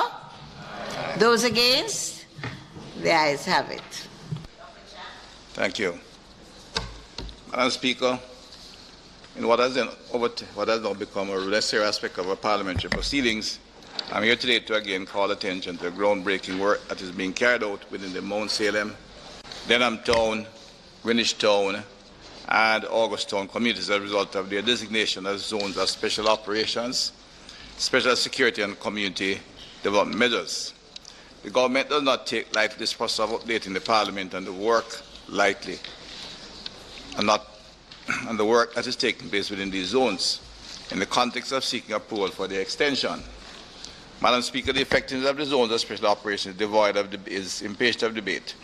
The 4 zones that have been declared are working effectively, and the people attest to the significant infrastructural, social, and critically the security improvements that they are experiencing within their communities. It is understandable, therefore, that colleague members of Parliament across the entire island have been requesting the declaration of zones within their constituencies. This government has consistently made our intention to expand the zones of special operations model to the various communities that meet the criteria. The fact is, following the decades of infrastructural neglect and sustained criminal activity by armed thugs, the number of vulnerable and volatile communities has increased over time. The clear hold and build model of zones of special operation enables us to simultaneously enforce the necessary suppression measures while strengthening the security, social investment, and physical redevelopment of their communities. That is the value of proposition of the strategic security and social development model that constitute the zones of special operations. Madam Speaker, over 21 communities have been identified by the Planning Institute of Jamaica as of being most vulnerable and volatile communities. In other words, these are communities that would meet the criteria for the designation of ZOSO easily, and there are others within that framework. These are considered those are the highest priorities. However, it is not feasible for the government to declare zones of special operation in all of these communities at the same time, given the extensive human, financial, and institutional capacity that it requires. Even so, Madam Speaker, the policy and the practice of this government has never been to neglect its most vulnerable at any time. I have outlined in my contribution to a sectoral debate, the government has issued a policy directive to reposition and strengthen the social investments in order to ensure a meaningful long-term impact on the lives of people of the identified communities. This approach is based on the comprehensive all-of-government structure for social investment under Plan Secure Jamaica. Through this institutionalized evidence-based model of social investment that is guided by the relevant empirical data, clearly defined measurable outcome and strong monitoring, evaluation, learning framework, social investment for social transformation is now an all-of-government priority. It is important to note, Madam Speaker, that the high-level group that is responsible for the interministerial cooperation around social investment, known as the Business Advisory Group, consists of all the permanent secretaries, head of the critical agencies, chaired by the Prime Minister from time to time, and myself as Deputy. This signals the high level of importance and prominence that this government is ascribing to the social transformation of these challenged communities, and the value we place on improving the human capacity and competence of our people and the youth in particular. As special note, Madam Speaker, I wish to make mention of the articulated truck driving program that is part of an overall vocational program training geared towards our young males. That is being spearheaded by the Ministry of National Security in collaboration with the Jamaica Defence Force, the Hart Trust NSTA, National Training Agency, and the Caribbean Maritime University. The program is delivered on a full-time and part-time basis. The first cohort commenced training in January 2021 and is expected to sit the NCT-VET examination in June and November 2021, respectively. Upon their successful completion of the 6 months program, participants will be awarded a certificate, and for those who do not yet have a driver's license, they will be awarded a general driver's license. Of course, they will have to do the requisite tests in the program. With the skill set, training and qualification, along with the human development component they will earn during the program, I'm confident that these participants will be scouted for in-demand, good-paying jobs locally and internationally, as opposed to being recruited by gangs. The articulated truck driving program in particular is currently being offered in 2 locations. At the Cornell Automotive Training Institute in Montego Bay, now renamed the Caribbean Military Academy Technical Institute, and at Up Park Camp in Kingston.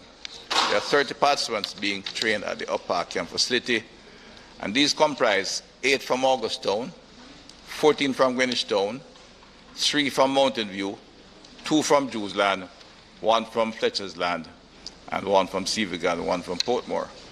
There are 26 participants that are being trained at the Montego Bay location, predominantly from the community immediately by where the training center is located, is Flanco and Norwood. Madam Speaker, the participants are all from the communities that have traditionally been characterized as volatile or vulnerable. This government is not relying solely on the designation of an area as a zone of special operation to meet the critical human development needs of our people. The truck driving program is only one of a series of initiatives that are being elaborated by the government to give hope to our youth and to provide them with opportunity to live and earn through legitimate means rather than to be imprisoned or die by the bullet. I wish to use this opportunity to reiterate my invitation to the private sector, civil society, our bilateral and multilateral development partners to collaborate with the government of Jamaica in expanding these transformative life-altering programs across the island. Therefore, Madam Speaker, acting on the advice of the National Security Council and in accordance with the Law Reform Zones of Special Operations, Special Security and Community Development Measures Act, in accordance with Section 5 of the Act, which guides the Prime Minister in Council, after consultation with the Joint Command, and by order subject to affirmative resolution of the House of Representatives, extend the period I referred to in Section 4.3, the Denham Town, Mount Salem, Greenwich Town, and August Town zones of special operation, special security and community development measures to be extended for a further period of 60 days. The ministry papers have been distributed to all the members of review, and Madam Speaker, I now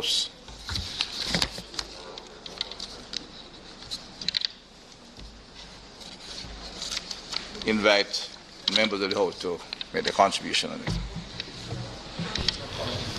Thank you, Minister.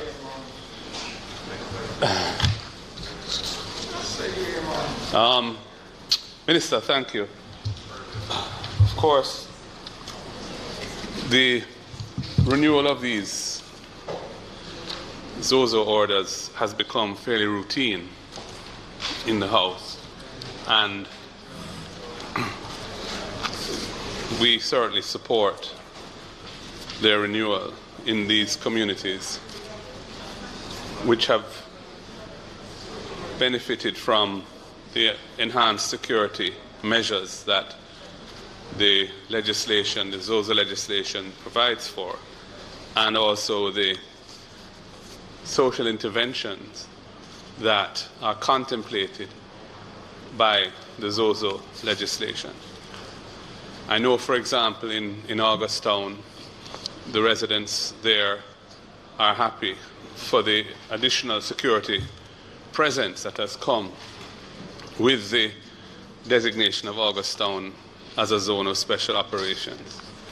And I would imagine that the other communities, Denham Town, Greenwich Town, Mount Salem, continue to be grateful for the enhanced security that may have provided them with a greater peace of mind and more normal living, everyday living in their communities. Minister, there are, of course, other communities that are suffering from high levels of violence. And I know Central Kingston and its environs is one such case where for the last nearly a year, I think, but I'm not sure exactly the period of time, but around that, there has been ongoing gang-related violence, which has cost many lives, and many more persons have been shot and injured. And it has spilled over into other locations where persons involved have been killed, or persons involved or relatives of persons involved have been killed, even returning from a funeral in one instance, I believe. And there have been strong calls and even demonstrations calling upon the government to implement a zone of special operation in the Central Kingston area. to give the residents there some relief. I don't know what the thinking is on that. We were expecting there to be significant expansion of the use of the ZOSO tool because of the need for it in parts of the country that are unfortunately afflicted by high levels of crime and violence. And the reality is that the crime situation remains extremely bad. Even in my own constituency, in the last 24 plus hours, we have had on one road a 16-year-old schoolgirl shot and killed, shot in the head and killed. Another young man in the same incident shot and killed. And then that was, I think, today is Tuesday, I think that was Monday, yesterday that happened. And then this morning, on the same road, what appears to be a reprisal killing of a young lady who operated a shop. And she was riddled with bullets, I'm told, and killed. And in fact, in that general vicinity, there have been, I think, 6 women killed from turf war type violence amongst young men who are feuding among themselves. And although there has been some enhanced security there, it hasn't been effectively deployed, and so the violence has continued. So, Minister, this situation, it's impatient of debate that something more needs to be done to get these hotspots under control as quickly as possible when there are these flare-ups. And whether we do it through a ZOSO or we just deploy the police and with the JDF in support of the police, which the law allows them to be, so that there's some restoration of calm and order in these communities. It needs to happen.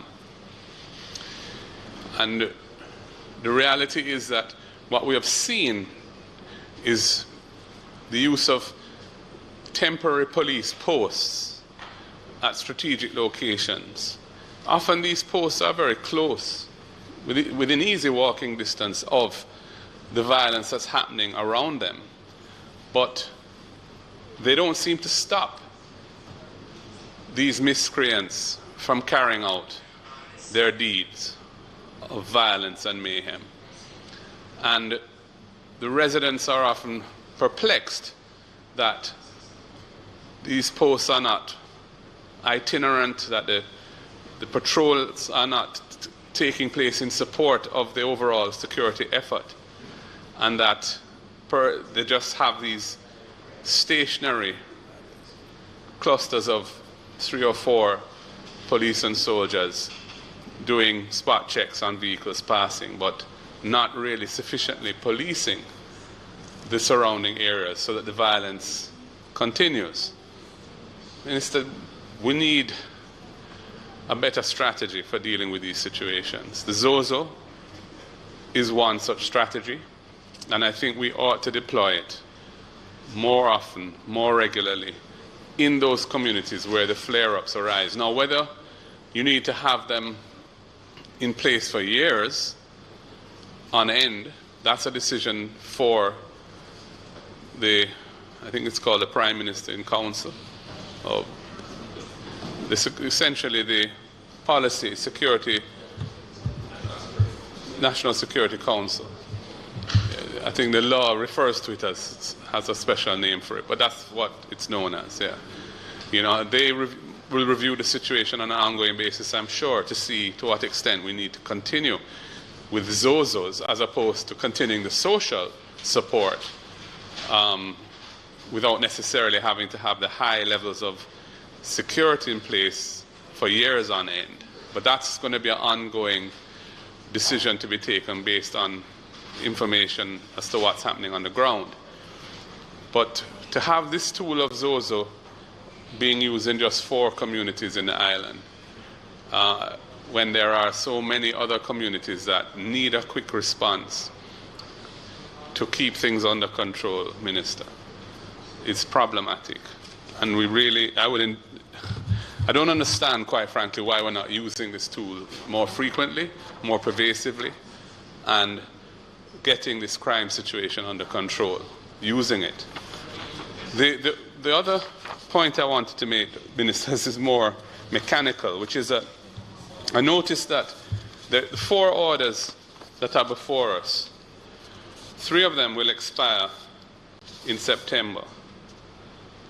But one of them, the Denham Town one, will expire on the 23rd of August. And knowing the way in which the House traditionally sits, and it seems to me that that's not a very convenient date for it to expire. And I was wondering whether it might not have made sense to extend it, say, to mid-July, and then grant another extension at that time that would take us into September, so that all of the 4 orders more or less expire on a similar cycle, so that they can all be addressed. The renewals can be addressed at the same time, because to have a renewal, maybe that's your intention, maybe you intend to deal with it in July before we go on our summer recess and extend it again then. And if that's so, that would make sense. That's exactly what I'm asking, really, for it to happen. I just bring it to your attention because it jumped out at me that the 23rd of August is a date that is typically in the summer recess period, and to reconvene Parliament then would be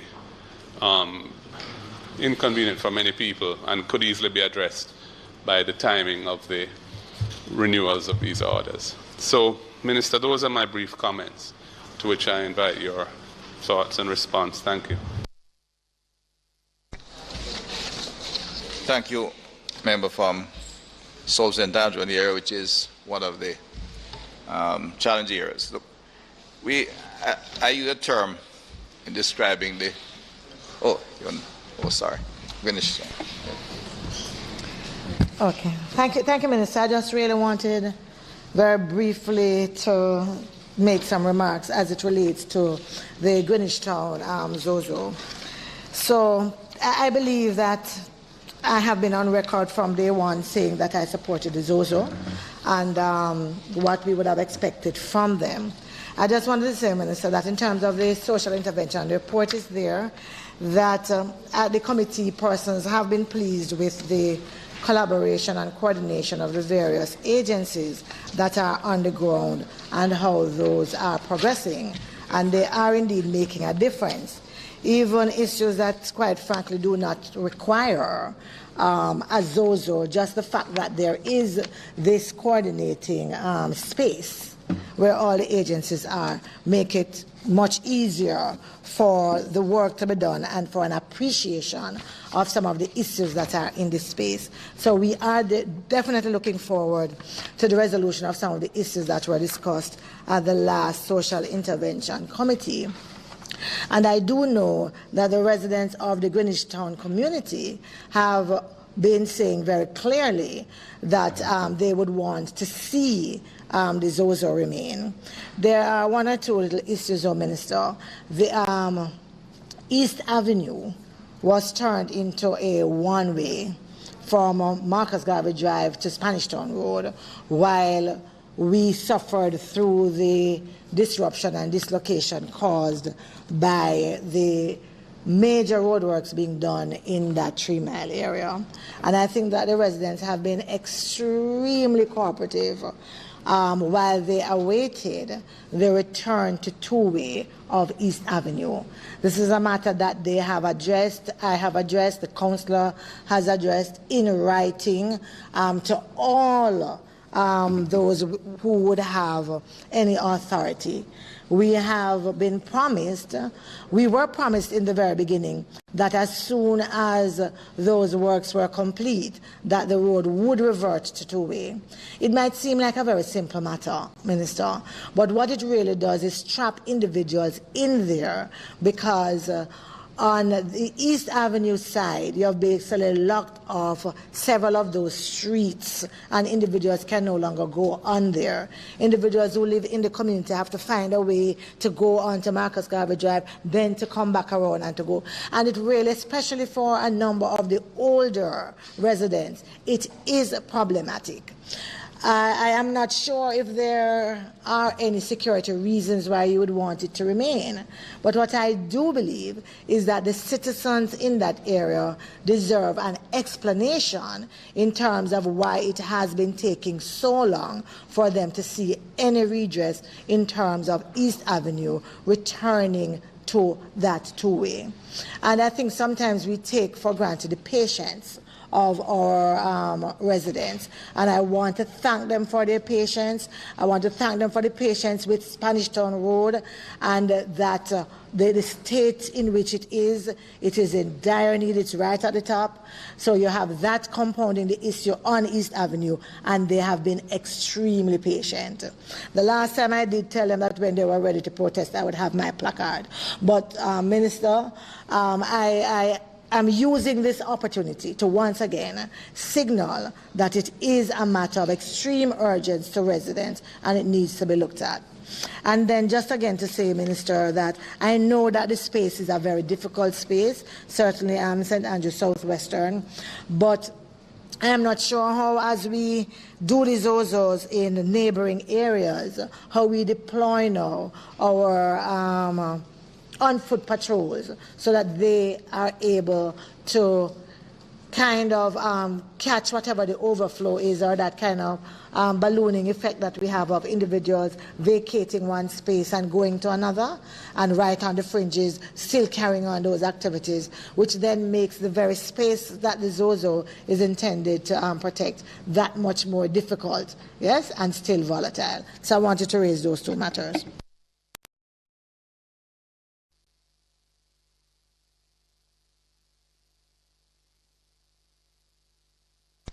Comments. One, to the member from South St. Andrew. I use an expression dealing with the challenge on the southern part of the corporate area. I speak of the southern crescent of issues because the challenge we are facing in the two zones of special operation and the Western Belt was emerged in central Kingston. In effect, can emerge in almost any of the 5 police divisions on that southern coast and a part of what we consider the Central Police Division around the St. Andrew Central Police, because of the nature of the communities we have. We have recognized that the zones of special operations are particularly useful, and as a policy it's turned out to be a very effective tool. But the zones of special operations is as described in the, it's a clear hold and build, and we do not wish to dilute that policy. We want to expand it, but expand at the same level in every year we go. And in fact, we have in fact intensified the activity on the instruction of the Prime Minister and in discussion and looking at what works, because to ensure that there's the long-term impact, we are looking at how we can engage more of the young adults in programs that I articulated in my own recent presentation, not just the truck driving, but other activities, vocational activities, and to ensure that they will genuinely divert it from joining gangs. And in fact, the instruction I've had is that I must make sure every young man, every young male in that community, from infant to 25, is somehow positively engaged if they're not working on productive individuals already. So the intensity of the program is to ensure sustainability is going to be increased. It therefore means that the demand that the resources we have dedicated must be in place. So we don't wish to dilute it. As the criminal activity, of course, emerges, we have to look at how we can save lives. And that's one of the first priority of the government. Is the fact that that's how we had initiated, and whatever mission there was, the use of what this state of public emergency was designed to do, that was just to cut the killing, save lives, and stabilize until you can get this investment required. And that now being somewhat not available in the same manner as we had hoped, we have in fact increased the use of curfews. They're good for 48 hours and can be revolved to get 96 hours out of them. And the police have been using them fairly effectively, some of the commanders in different areas, which creates a short-term benefit but you do need longer-term activities. There are a number of issues surrounding the whole question of how we approach these areas, which is why the discussion around, I said, the state of public emergency at one stage was maybe brought too narrow. A stage where it was just, in terms of the rights of those who are being apprehended, because the conditions you have in these areas where, in many ways, the law-abiding citizens there are not enjoying the normal rights they should be enjoying. The criminal gangs dominate the way that many people are at risk, and to create the aura of safety you wish, you have to take action to control those who are involved. And the police faces, in the normal circumstances, difficult situations. For example, we have had discussion, I'm not going to go there legally, the bail is a right, but when the police apprehends an individual who has killed someone, known commonly in the community, sometimes more than one, but in our culture, in the current culture in these communities, the informed for dead culture, nobody speaks up. Getting first person affidavit is an impossible task. And we still have a responsibility to protect the citizen, law-abiding citizen. But the police arrest one, they get bail in 48 hours. That's what is required by law. There's no evidence yet in the state. Sometimes the police get charged with being corrupt because the other gang believes that the police is in cahoots with the gangsters who have been released. You have to be explaining that it is their right. And then you end up with sometimes retaliation immediately because they feel that since we cannot do anything by law, let us do what we have to do to protect ourselves, which is to get a gun and shoot at the individual who was released on bail, as has happened in some cases. Other times, and what we're seeing of increasing concern, is what the gangsters in a part of the area that I'm more familiar to speak of, you get not turf war because they fight turf wars over economic activity. You get what they call geographical war. So if you're from the top of East Street and you're at war with, you're at conflict with someone from south of East Street, then anybody who comes up there, whether a child or innocent school student, they get killed. And that's the kind of community dysfunction that exists, which calls for special security measures. And it is what we're doing in asking for the ZOSO is to extend this kind of operation there without the full budgetary support to do the medium term. Zones of special operations is a development concept based on strong security measures that we must pursue and then ensure that the transformation takes place, that there's not a return to the kind of social dysfunction that exists in there in a very short time. And we'll have to get that kind of program throughout the country. In fact, we are looking at elements of the policy to be extended and work very close with the Ministry of Education to ensure we get the students from infant school to high school engaged. We have been working very close with Heart Trust to ensure we can engage more of the young adults in these communities. So they are focused on those areas. Heart Trust is a national body. It recruits from all over Jamaica. But what we are looking at how we can work closely between the schools, Heart Trust, and the public health, which has the single mother infant was showing signs of social challenge from then, because the malnourished baby, they are partially abandoned. Many of these single parents, as I said elsewhere, they will leave the young kids, 2 or 3 kids in a 1-bedroom, plywood, zinc place and go on the street to hustle. Their capacity to parent, of course, is limited and it's not functional.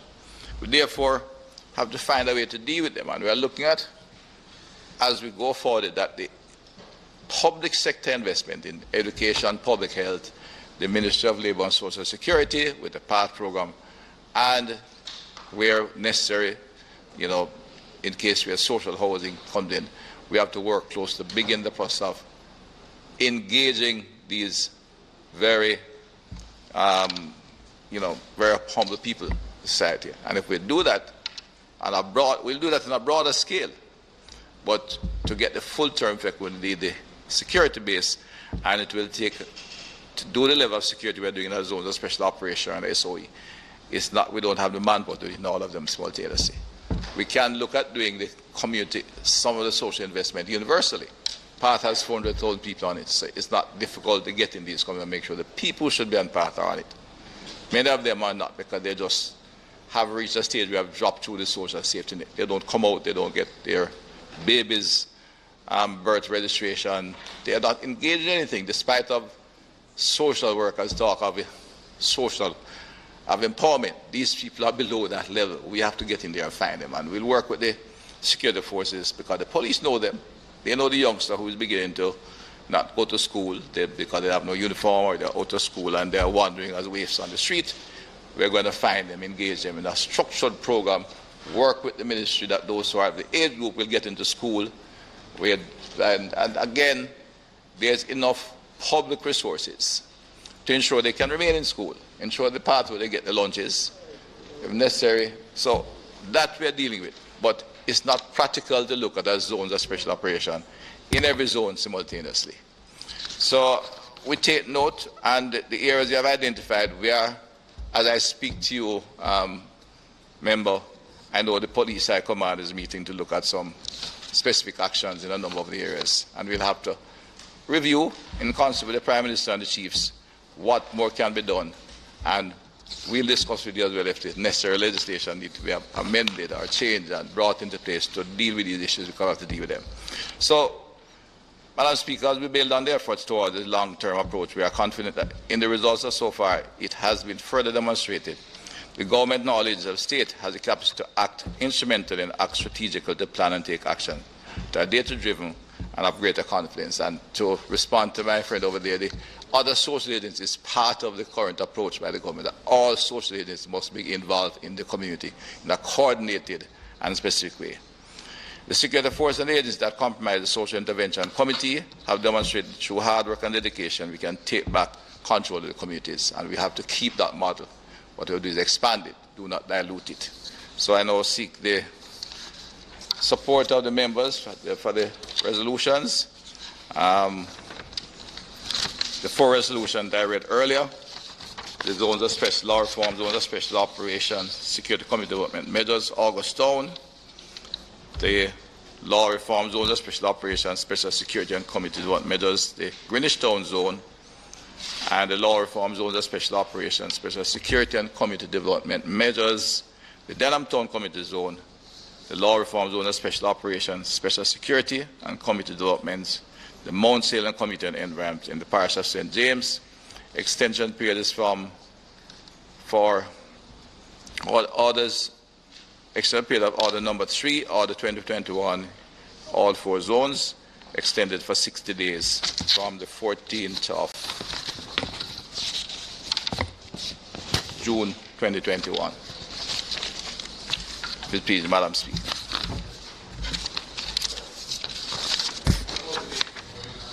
Huh? We'll ensure that that matter is addressed, member. Thanks for pointing it out, but we are aware and we'll ensure that is dealt with.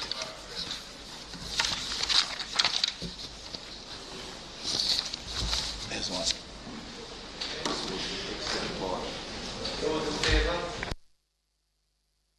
Those in favor? Those against? The ayes have it.